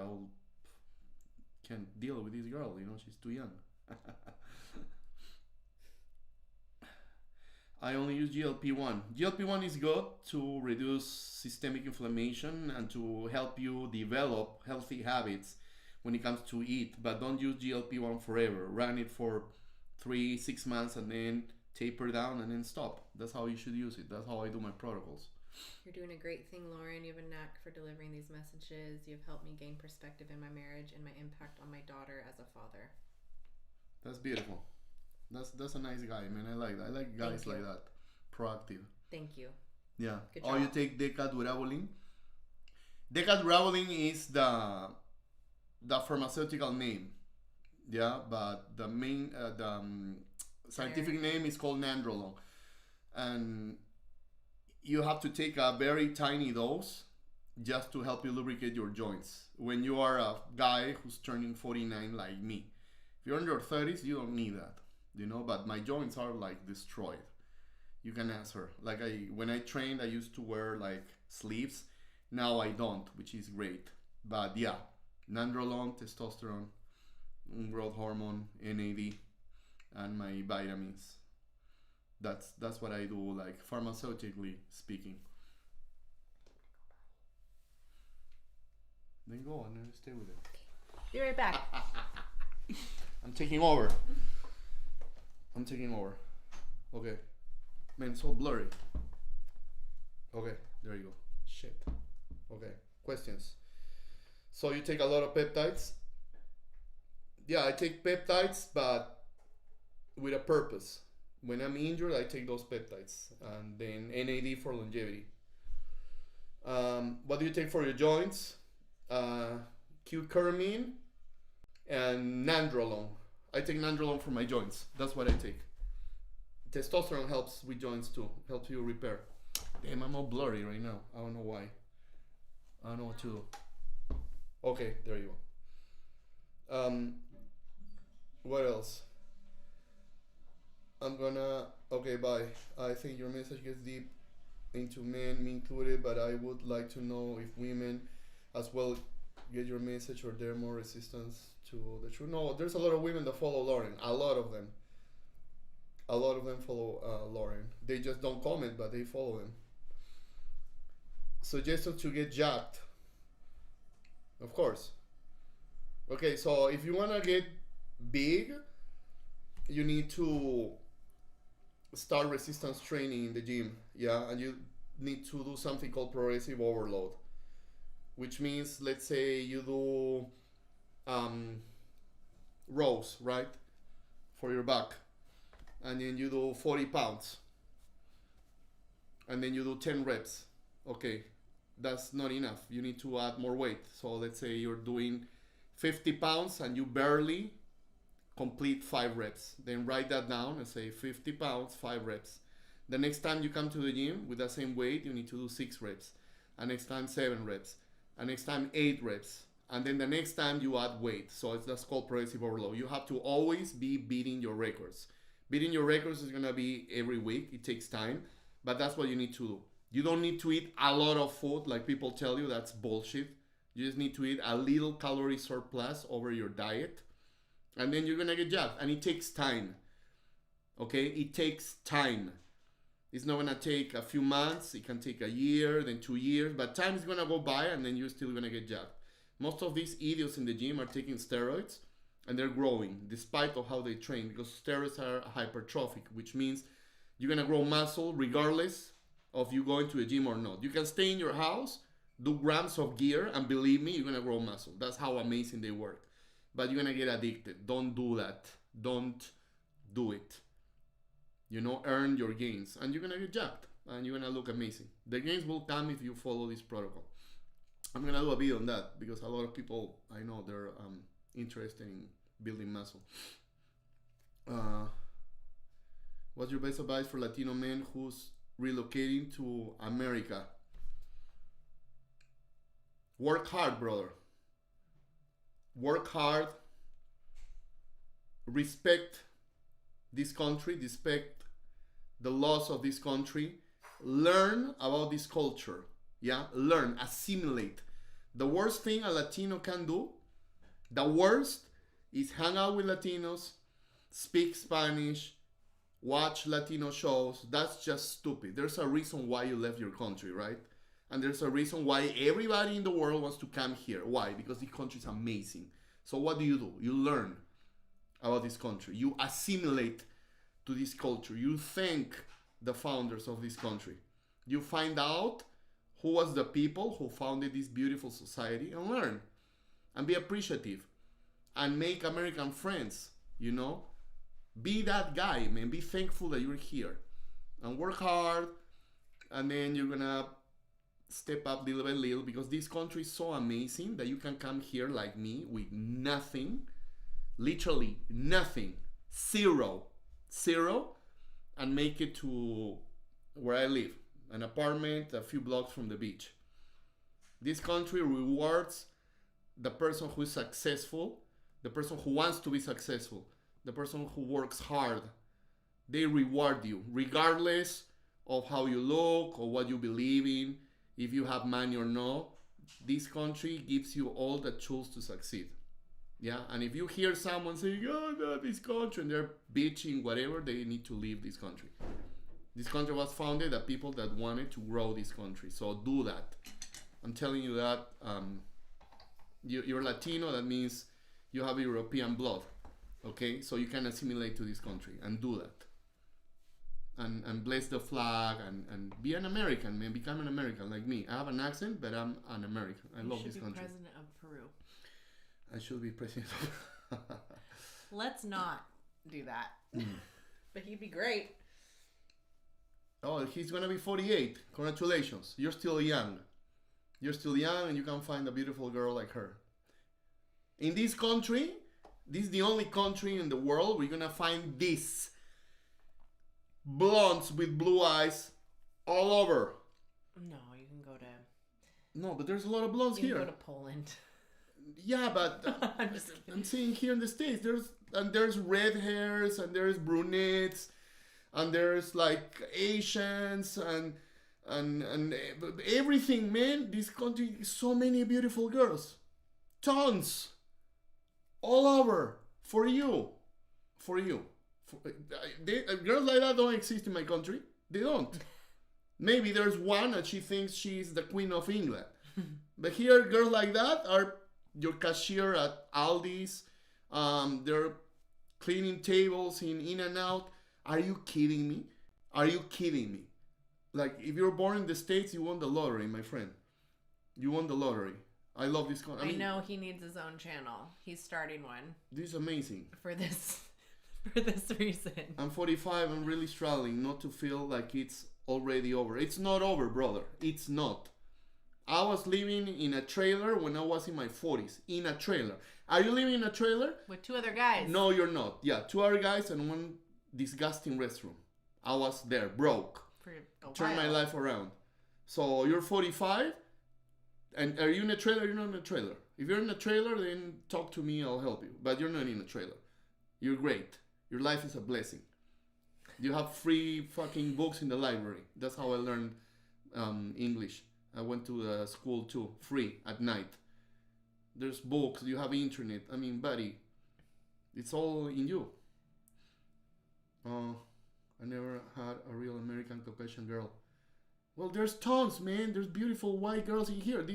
My first love was Polish. This country was founded by white European people. Are you kidding me? There's tons of them. And there's other flavors of girls. It's like a ice cream store, man. You pick your flavor. They're delicious. Yeah, Lauren is a queen. What state are you guys from? We're from California. Yeah, the governor sucks. I hope he goes to jail. But I'm sorry, I know this channel is not for politics, but no politics, but no the religion. beach is very pretty. No Yeah. politics, no religion. Yeah. That is my boundary. You can't be a jealous man to have her. No, a certain amount of jealousy is okay. Healthy. Yeah, a healthy jealousy, but not like imagine she leaves when she goes grocery shopping or whatever, or the farmer's market, and she's dressing gorgeous. Imagine me thinking, oh, fuck, they're gonna see her. No, that's horrible. No, you can't think like that. As a Latino, is it easy for me to get an American girlfriend? Yes. There isn't any, man. They probably ignore me because I'm Latino. Okay, listen, buddy. Look, I'm gonna address that. Hey, you cut me off. Oh, I'm sorry. It's because I. No. What were you saying? You cut me off. I was answering. I was reading a question. Oh, I'm sorry. Go ahead. No, but you're finish. Excited. Finish. No, it's okay. No, baby, finish. Okay. He asked, as a Latino, is it easy for me to get an American girlfriend? And I said, yes, absolutely, because you're Latino. That's just all you need to know. No. Like, I'm thinking of you. Yeah, but... There's flavor. It's different. Yeah, but this guy here is saying that there are not any girls because he's a Latino. I know, I'm looking at this one. As a Latino, is it easy for me to get an American girlfriend? And as an American who got a Latino, I'm saying yes, because I just had this strong attraction. This guy is saying there isn't any, man. They probably ignore me because I'm Latino. Well, I think the opposite. I don't think that at all. Because that's just what I like. Women don't care if you're Latino, Polish. You need confidence and flavor and game. Look, here's something that is true. Yeah. Latinos come with a stereotype, but they earned that stereotype. Okay, they earned it. Why? Because they hang out with Latinos. They are freaking loud. 20 people live in a house. They're waving a stupid flag from another country. Okay, you leave that to yourself. So now you have a stereotype that you earned. Yeah? So thank the other Latinos for being so stupid for doing that. Right? Okay. So now what do? You're not like them. Right? You're not like them. You don't act like them. You don't talk like them. You don't dress like them. You're your own person. You are an American. So you're going to behave like an American. You're going to talk like an American. I can't. I try. But you're going to do that. And girls are going to see that. They're going to say, hey, you're not like freaking Juan or whatever, or Pedro, that listens to this horrible music and dresses like everyone else. No, I don't. I am different. I am American. I love this country. But I have certain traits from my culture. Oh, would you like to go dancing? And then you teach her some dancing and she's going to love it. Because honestly, brother, I love white people, but a lot of them don't know how to dance. They don't know. They don't dance with their girls.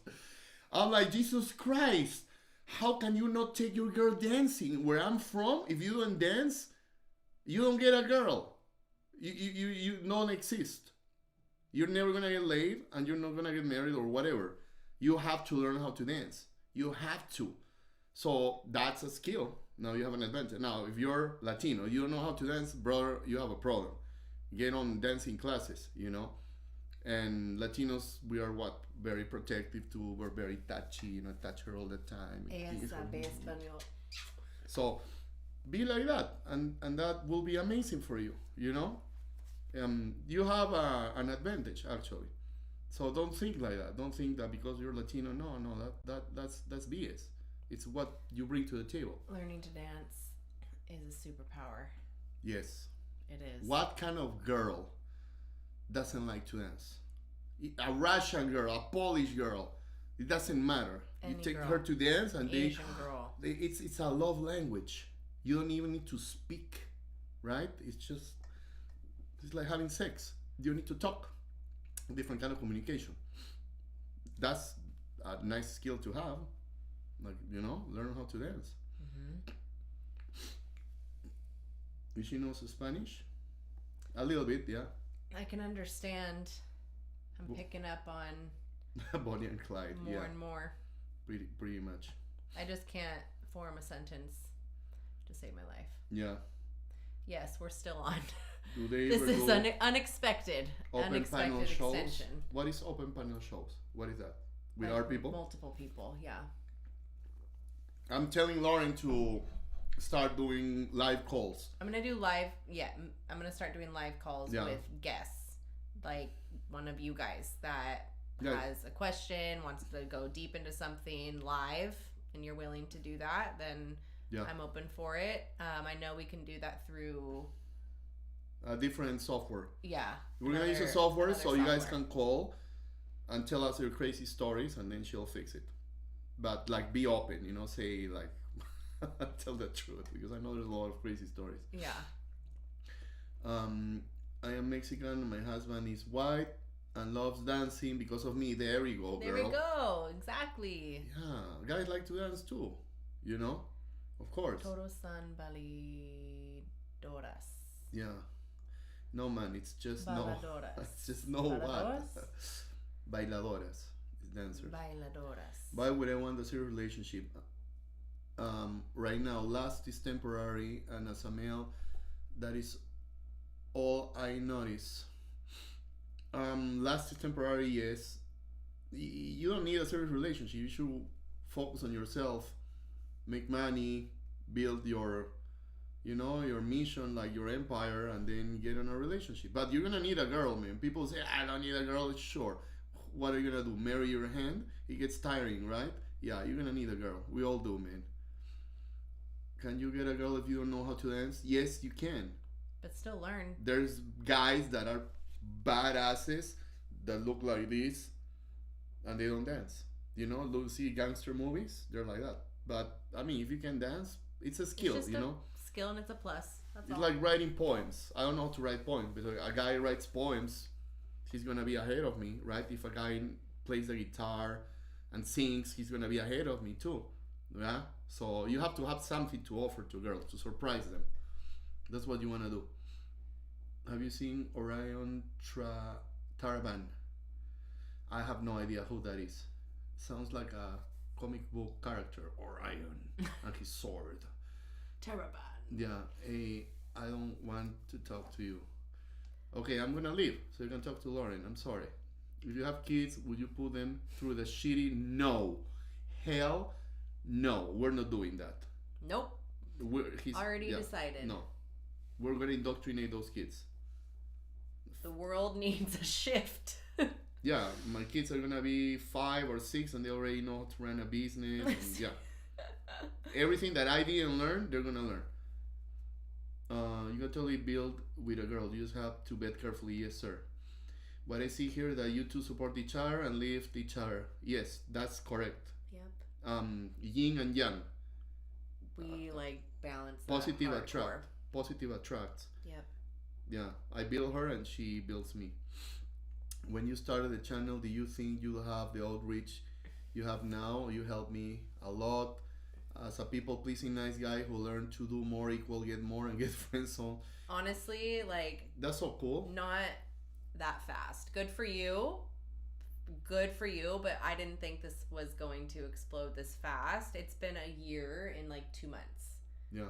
A year and 2 months since starting this, and I was doing Uber Eats in my car. Mm-hmm. Figuring out what the heck I was going to do with myself in my life, because I still like to have a passion. I still like to have my own ambitions in life too. I really like that. He doesn't need me to. He'll take care of me, support me no matter what. If I want to just lay on the beach every single day and get smarter reading books and keep myself in shape and going to the gym and being happy, but I don't want just that. I want my purpose, my passion, and that. And he gives me that. No, but what an amazing country that a girl like this is doing Uber Eats, earning the bread, right? And she did it just to help me. She didn't want to feel like, I'm like, honey, it's okay. No, she will get in the car and with a positive attitude and listen to podcasts and delivering and leaving little notes. How cute is that? I wish I was a customer and a Lauren shows up. Hi, here's your delivery. Can I marry you? Yeah. She was doing that. And then one day she's like, you know what? I'm just gonna speak my mind, and there she is. You know, it's. I mean, I love this country, man. It is amazing. Drink some, baby. Okay.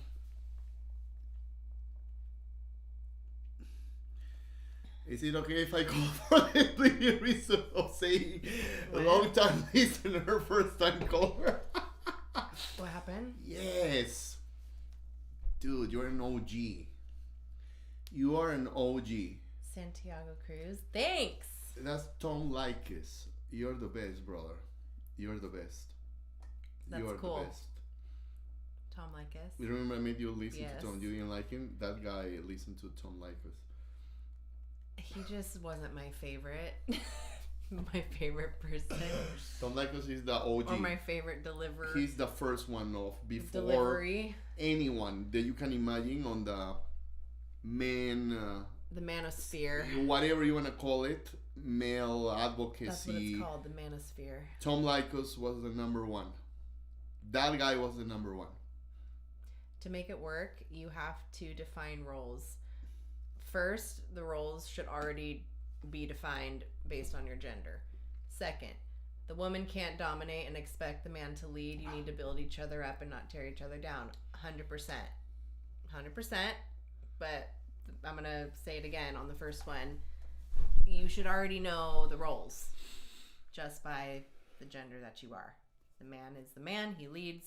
The woman follows and submits to his leadership because she wants to and is trusting in her man. Yeah, but you have to be a guy worth submitting to. 100%. Yeah? She's not going to submit just to any guy. No. You have to be that dude. And it takes work and effort and discipline and consistency with trying to learn about each other and figure each other out. You didn't answer the question. Lust is temporary. Why would I want to be in a relationship? Okay, I'm going to answer to you. Because you're not with a woman just because of lust. That is like an animalistic way of seeing things. It's like you're no different than a monkey if you think it's just lust. Lust is just to have sex, procreate, and that's it, like an animal. We're not animals. You get more out of being with a woman. Way more. You understand? You get to know yourself as a person through a woman as well, because she's going to reflect all the things that you're doing. She balances you out. She brings you peace. She helps you heal your wounds when you're battling outside in the world. She gives you warmth, understanding, and the most important one, love. Being with someone is not just lust. You want love. And I can tell you, having experienced that, and you will experience it, and you'll understand it not just lust. Lust is one part of that. But you want to feel love and evolve as a person. We're not meant to be alone in this world. We're meant to be together. We need a yin and yang energy together, you know?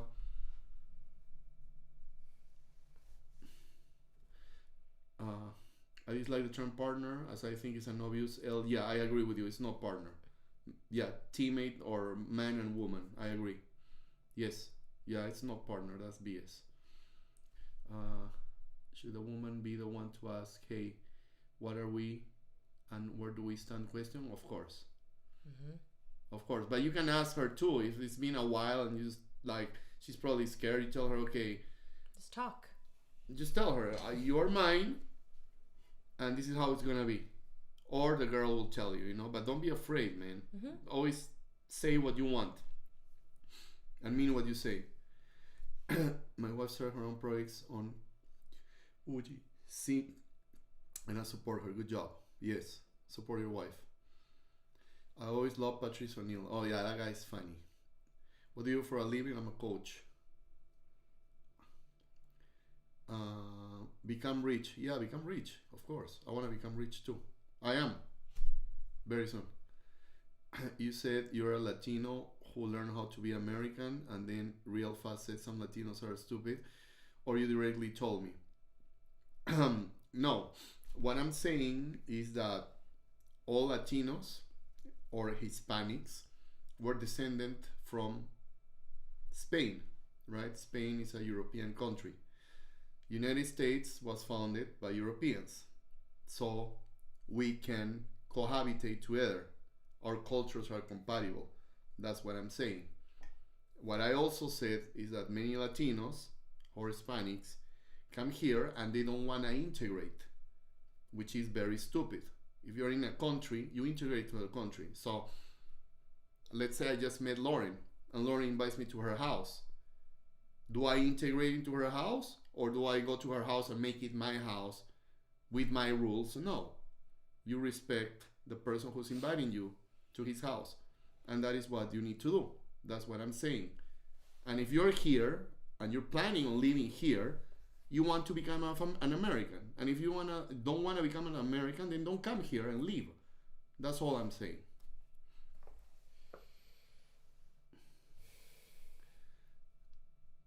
Trad cons? It's okay. You don't have to read every single one. How does one embrace masculinity? If he is emasculated in the past and now looking to step into his power. You have to just learn, man. Hire him. Yeah, you can talk to me. It's everything you can learn. You can learn to be more masculine. You can learn to be stronger. Is loneliness good for a man? Yes, it is. Loneliness will make you, as much as it hurts, it will make you.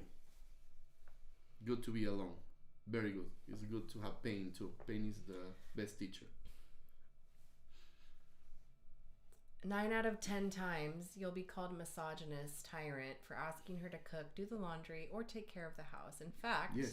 This got internalized in me to some extent, though I believe the opposite. Yeah, that's what they call me. Embrace it. So, yeah, I'm a misogynistic tyrant.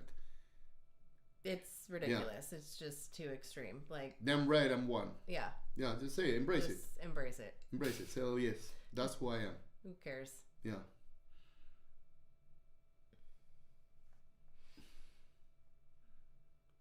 Can we get into some controversial topics? No, not tonight. It's too late. Another night. So don't start. Okay. Thought for me hasn't happened in 30 plus years, and I try introducing myself to blondes. Okay, buddy, but here's the thing. Why just blondes? There's beautiful girls. There's cinnamon skin girls. There's Asian beautiful girls. There's tons of beautiful people. This doesn't have to be a blonde, man. Or tell her to dye her hair blonde. It doesn't have to be like that. Don't be so narrow-minded. I when I met her, I wasn't thinking, oh, I want to get a blonde with blue eyes. No, I just wanted a beautiful girl by my side. She happened to be blonde. If Lauren had black hair and black eyes, I'm still pick Lauren. So don't narrow your search. Just be open, and maybe you get a blonde, maybe not. I'm learning Spanish, yes. Obviously, I want to go to his country and talk to his mother and his friends and family. So, yeah, I'm going to learn Spanish. And it's, why not? Bilingual. Yeah. Do you teach Lauren Latino culture? Well, yeah, I kiss her mom on the cheek. I kiss all her aunties on the cheek. I kiss her grandma on the cheek. I shake the men's hands and I hug them. So, yeah, that's how I teach her. Because I believe everyone should do that. I'm 25 and in medical school. I have very little social life outside studying, and I'm alone most days surrounded by books. Don't know how to break the cycle or find time to try to. Well, you're in medical school. That is going to consume your life for many, many, many, many, many, many, many years. So get ready for that. Yeah. That is a very hard thing to find balance in, especially in the beginning, and especially when you're in school and you're not even practicing yet. It's okay. Suck it up for now. But if that's your passion, you have to suck it up and go with it, because that's the price. Do what you want to do. Your life is your life. Doesn't matter if you want to be a comic book artist. Like, do whatever you want. If you don't like studying, is that better? Then leave.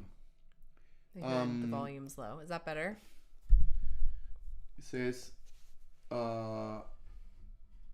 what they call you a doormat for following your man? Good. Tell her, yeah, I'm a doormat, but I'm happier than you. So, whatever. Don't listen to those people. Yeah, don't listen to them. Just be happy. People are gonna talk. Always. Let them talk. Yes, I like blondes, period. Yes. Then good luck to you, man. But you're missing out. They're missing. Their hair doesn't make a woman, honestly. What? Mic check. Okay. After you become a doctor, plenty of women will want you. There you go. There's an answer. Yeah. What do you think? A girl who's an alcoholic, that she's suffering inside. Alcohol is just helping deal with the pain. Yeah. Nobody drinks like that. You need to help her if you can. Speaking from experience, she's not happy on the inside at all. It's really sad watching cute feminists around me while my buddies all give up on life from depression. Oh, that's sad, man. Yeah, that's sad. Don't. I was depressed. I battled with PTSD for many years. But you have to crawl yourself back from that. Like, pain is a good teacher, but don't let it let you consume you. Learn the lesson and move forward.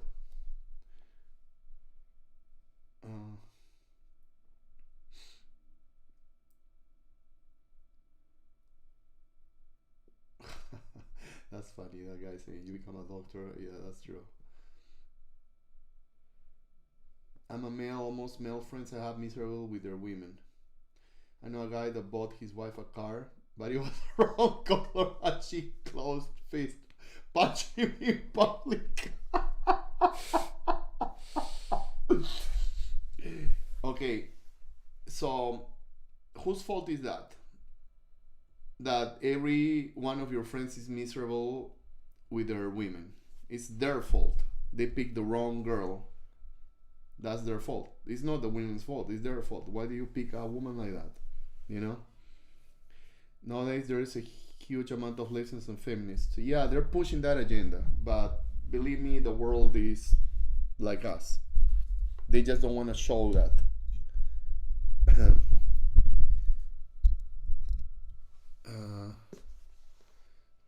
Bro, should I join forearms and neck for masculinity? Train your whole body. Your neck is, train your traps, so you can look like that. Shrugs, yeah. Or rows. Do rows and you're gonna look, rows. Yeah. I was much bigger, by the way. I'm 15 pounds lighter now.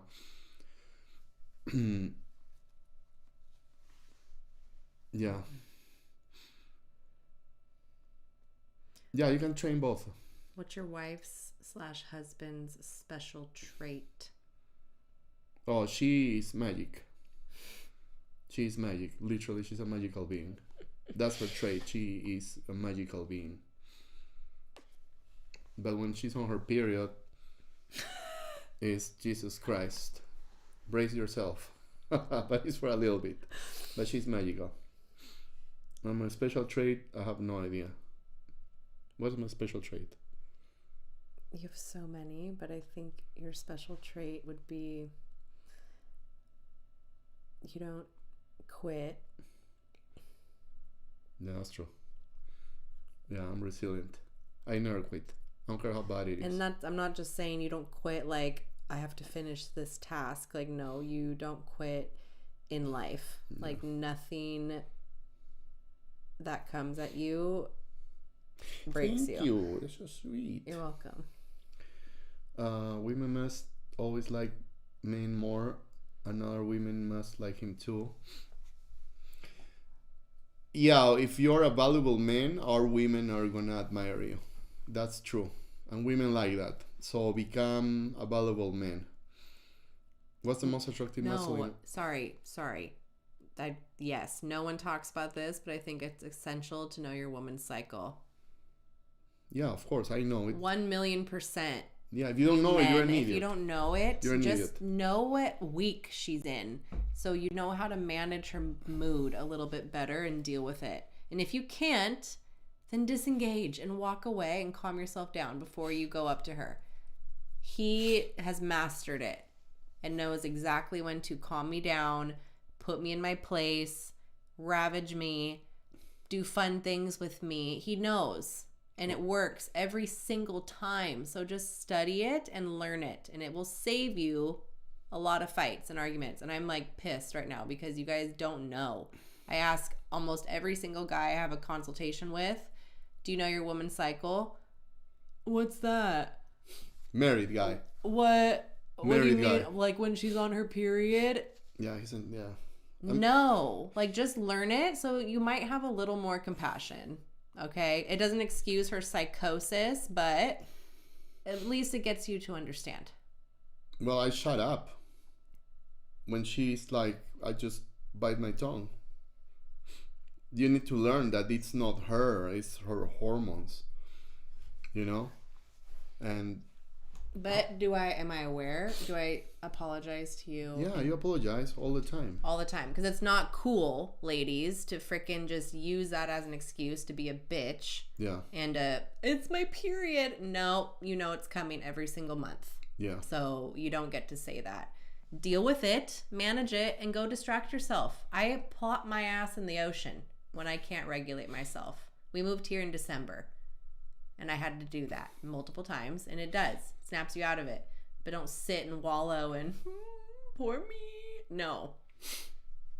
I'm not falling for it. Yeah, and it's your job as a man. I mean, you're gonna live with this person for the rest of your life, and you don't know her cycles. Like, it's your job to know everything about your woman. It's like going to your job and you don't know how to use the computer, right? Like, it doesn't make sense. It's the same thing. You need to know everything about your woman. No one's putting it. It's every 7 to 9 days, she's in a different phase. So I shouldn't have said cycle. It's phase. What menstrual phase is she in? Or not menstrual phase. That's menstrual cycle. What, phase is she in? Is she in her follicular phase? Her ovulation phase? Her luteal phase, which is where I'm at now, which is where my spiciness is coming from right now. Yeah, she's angry. And then my menstrual phase. Each phase, you get a different woman, a different personality, different emotions. So you have to handle each of them differently. That is your job. We can't change our cycles. We can't change. You know what? I don't want my luteal phase this month. I wish. My God, I wish. And somebody asked me, how do I calm Lauren with chocolate? No, just by hugging her. No, you dummy. That doesn't do anything. No, I mean, you can buy her ice cream, but first you have to hug her, regulate her. No. Like, understand her. Just suck it up. It's like a storm, right? You have to be stoic and strong in the face of the storm. Yep. You don't fall. And then you calm her down like it's a kid, man. They need to regulate. That's what you do. That's your job. Don't just get her a box of chocolate. That might piss her off. Because that's the stereotypical thing to do, right? You'll have some chocolate. No. Talk to her. Sit her down. Calm her down. Give her love. And then, honey, you want to go get some ice cream? Yes. Let's go. Let's get out of the house. Yeah. It's not that complicated. You're just lazy and a little slow. See, dude, you got me going. She's on her luteal phase. You got me going, and now I can't stop. I will calm down. Those aren't anything, I don't think. No, it's very easy. I love this. Oh, let me address that. It's very easy for a man to make things work when their wife is as beautiful as you, Lauren. Okay. That's really nice. Let me stop you right there. Yeah? She didn't fall from a tree like this. I think I have it on here. I made her this. I put in the work. Yeah? Have you done that with any girl? No, you haven't. So, the day that you do that, then you get a beautiful girl like her. Look, if she went from this to this, imagine what you could do with the cashier at Ralph's. Huh? Just imagine. I didn't make her like that. I made her like this. So I get to earn it. Yep. You have to earn it. you have to do the same thing for a woman. Or in your girl. Yeah. And don't go for a woman who's already hot and no. Go for the average one. The one that nobody likes. Yeah. That you see there's something cute on her. Yeah, on that one. Invest and you'll see how the woman is gonna treat you like a king for the rest of her life. That is the secret.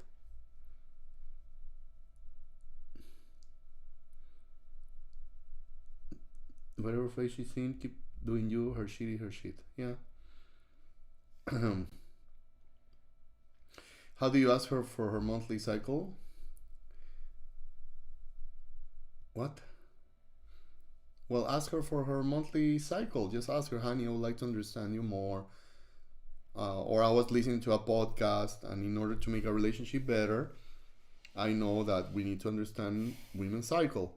And I would love to understand you. And then she will tell you, okay, this month is when I'm in this phase. And then soon, you would need to ask her anymore because you know when it's coming, like me. Someone called you whipped. I'm whipped? Like pussy whipped? Apparently, yeah. Oh, I am, yeah. Of course I am. Of course I am. Of course I'm pussy whipped. If you were with a girl like her, you'll be pussy whipped. Happily. I'm happily. Believe me, happily. What's my term for you? What's the girl's term for that? Dominated, probably. No. Yeah. If you're pussy whipped, what am I to you? There has to be like a funny. There's not a saying like that. You're like, someone's gonna write it. like dick something. Like you're like dick-tastic, or I don't know. Dick-static, or Oh, that's kind of good. Dick static. yeah, you're dick-static. Wait, I like that. That's clever. I have no idea. Dick static. Okay. Hold on. Okay, we gotta go soon, honey. It's late.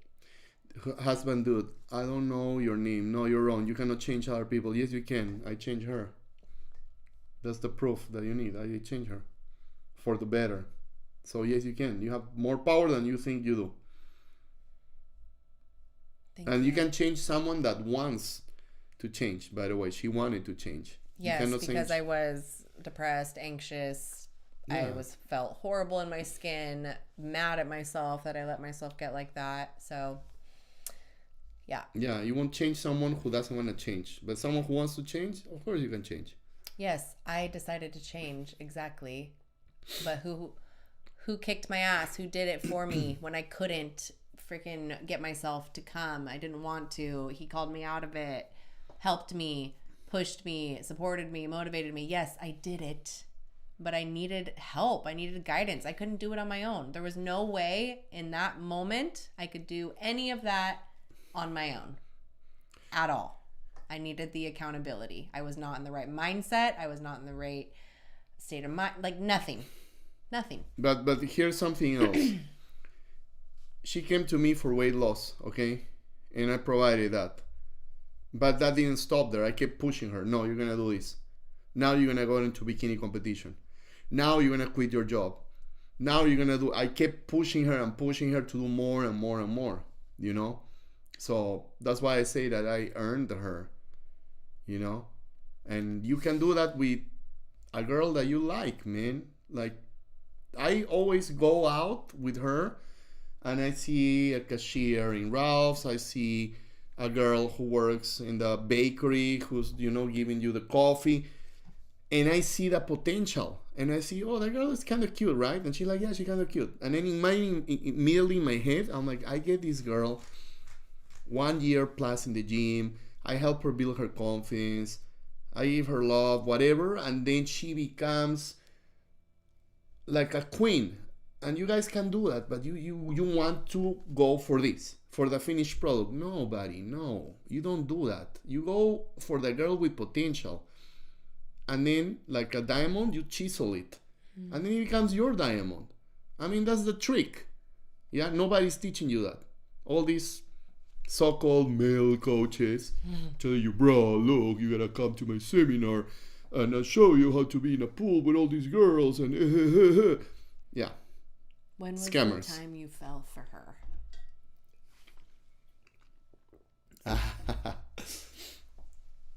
When I took her to her first bikini fitness competition, and she was like glowing. She was with her hair long and the makeup and her high heels, and I was like, wow. Like, I was like, Jesus Christ, she looks so beautiful. And after the show, we were with her friend, and we were like,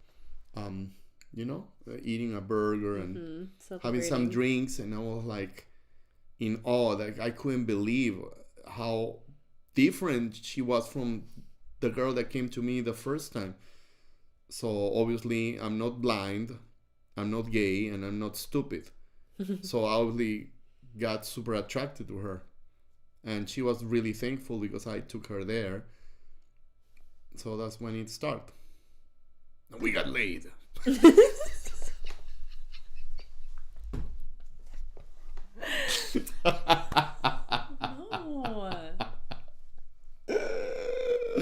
And that's how it started. It was very good. She was so good. I was like, yes. I was like, yes. No, stop it. No, but in reality, I manifested her. Because I wrote it in a piece of paper. The girl that I wanted for my life. Like years ago. Yeah. Right? Yeah. Like, it was like... like 15 years ago. No, That folder that you have? Or that little spiral? That wasn't 15. Oh. No. I was writing things, but when I manifested you, it came fast. It was like less than 2 years. Because I was specific. Mm-hmm. Because before I would imagine the girl of my life, but then I wrote it specifically. I wanted her to be young.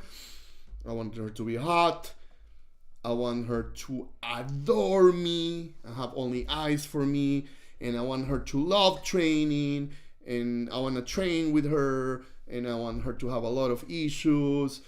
And I wrote like a whole paragraph. And I will read it all the time. And then I just let it to rest. And then you appeared. I mean, you were there the whole time. Right? And I didn't see it. And then after the show... Because I was a chunk. Yeah, and then after a show, you emerged. I know, but it's I funny, was man. almost 300 pounds. Like, no, and life... some guy says, calling you out, no trainer man like you husband would be attracted to a huge woman like that. He wasn't attracted to me when I was like that. No, we were friends for 3, almost 4 years before. Okay, so I wasn't attracted to her physically, but internally... her personality, her soul, she was very sweet. So we had that little connection. That's what I'm telling you guys. When you meet a girl and you made a little connection, that's your hook. Mm-hmm. And after that, you start evolving, then she's gonna like you. Because back when I met her, I was living in a freaking trailer. Yeah. Do you think she's gonna like she's gonna like to be with a guy who lives in a freaking trailer? No, absolutely not. I evolved and she evolved. And she saw me evolve, and I saw her evolve. That's how it happens. Yeah. It makes sense. You guys need to invest in a girl. Invest. No go for the finished product. No, that's lazy. Invest in a girl. And make her your diamond, just how I did. Do that. He wasn't in the friend zone. How did you get out of the friend zone? He wasn't in the friend zone. I necessarily wasn't in the friend zone. We just weren't anything. Literally until... No, you were in the friend zone. I was in the friend zone, yeah. You weren't in the friend zone. I was in the friend zone. Like, duh. That's just the obvious. You were in the friend zone, that's funny. You were my friend. That's true. We were friends for a while. But you liked me, and I didn't know. Well, obviously, but I didn't tell you. Yeah, I didn't know. Until you became these guys, and you're like, okay. Yeah, and fun fact, guys, who picked who? First. I picked you first. Yeah, I initiated it. I was like, I'm jumping in. I am scared. I am going for it. Here we go. Isn't that crazy? Yeah. No one believes it. No, hot and I love that 10 so out of much. 10 picked me.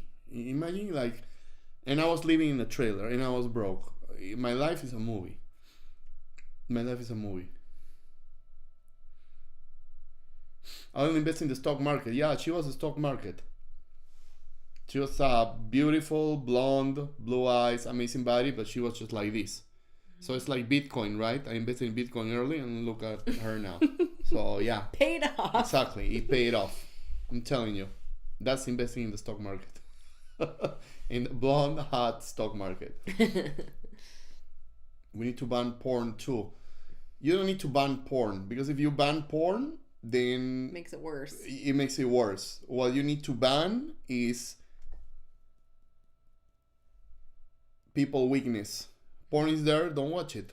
Who's making you watch porn? They put a gun in your head? No, you watch porn. Yep. Because you're weak. Don't be weak. Don't ban porn. Don't give in to it. Yeah, you It's ban the drugs. easiest thing to do. And who controls the drugs? The cartel. Make the drugs available. Tax them, right? Just like alcohol. What happened when they banned alcohol? Al Capone, gangsters, killings. Yeah, you can't ban that. You can't. It's all about in your head. If you don't pay attention to porn, porn dies. It dies. So you start a movement, kind of like us, going the other way. So you don't need porn, you know?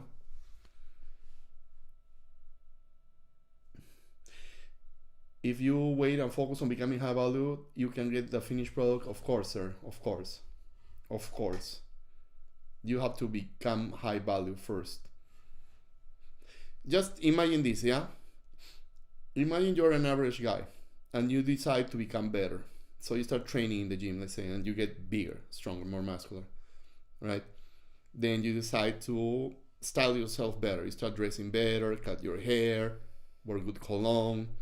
Now you decide to learn more about women, right? And then you start learning from Lauren or getting a course or books or whatever, talking to women, putting yourself out there, and then you start growing. And then you decide to take dancing classes. And then now you learn how to dance. And then your value keeps increasing. And then you go to a bakery and there's like a 4, a 5, or a 6 girl there working. Not necessarily super hot, but standard. And you're already that guy and you invite her out. What do you think she's gonna say? She's gonna say yes. And then you take her under a wing. And then you teach her how to become a high value woman. You tell her, okay, come train to the gym with me, get pretty. She starts evolving and now she becomes a girl on this planet. Only a girl that doesn't take care of herself. Any woman trains in the gym, gets a nice body,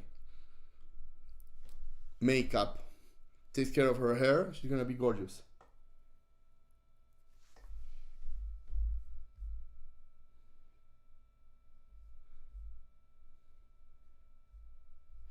No, man. Sex in movies, Titanic, sex is porn, and it's kind of almost always in movies. Then don't watch them. It's pornography, and sex in movies is different. It's a movie. You see it for a split second. Are you going to watch that same Don't thing watch it. Don't. Who's forcing you to watch movies with sex scenes? You are. Who's forcing you to watch porn? Nobody. You are. Take accountability. Jesus Christ.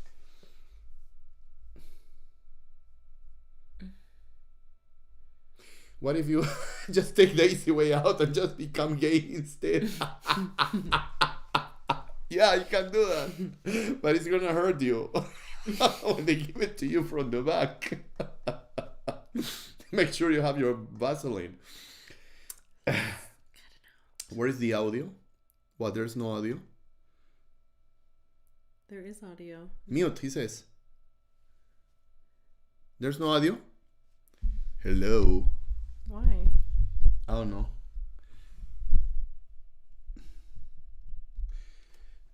Please do not take the Lord's name in vain, sir. It's just an expression. I was raised Catholic, by the way, and baptized.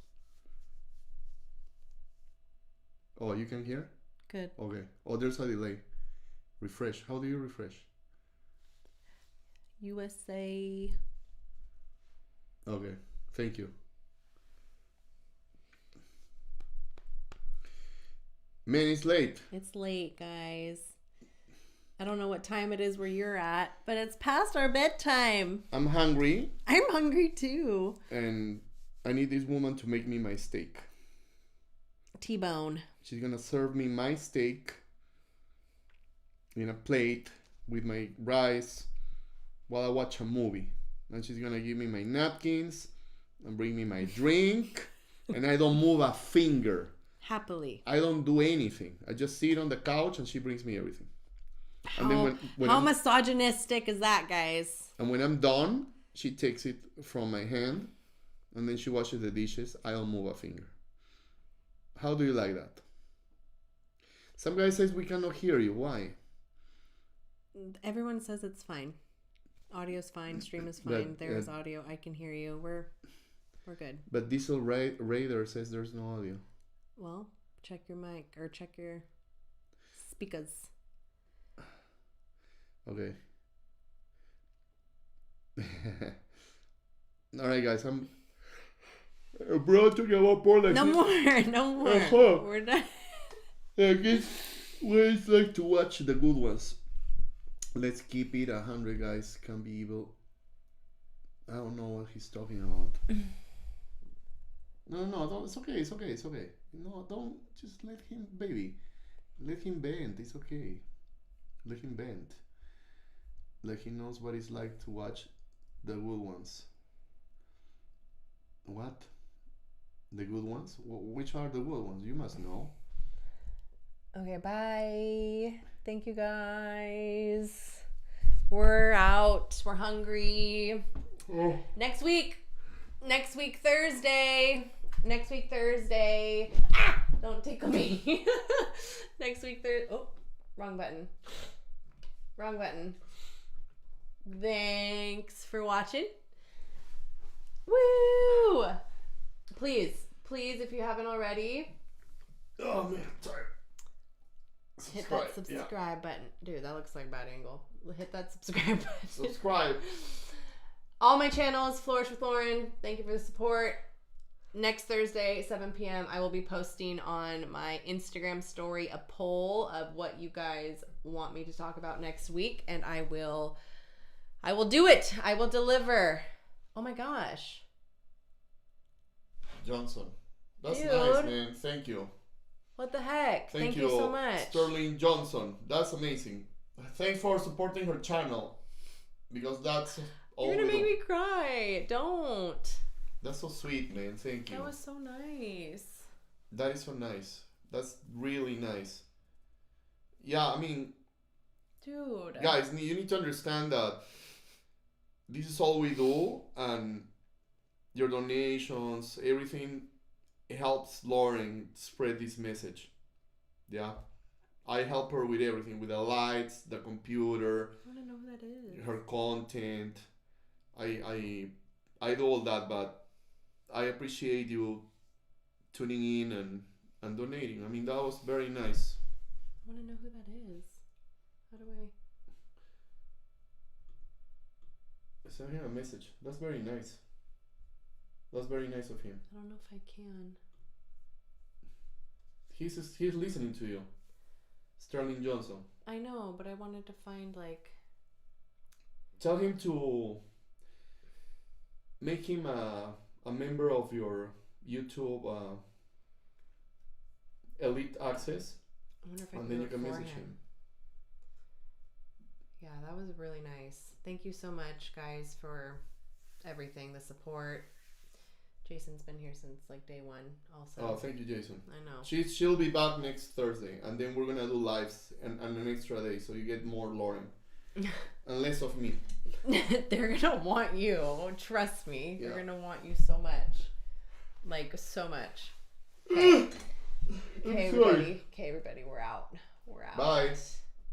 Say goodbye, Lauren. Bye. Say bye, guys.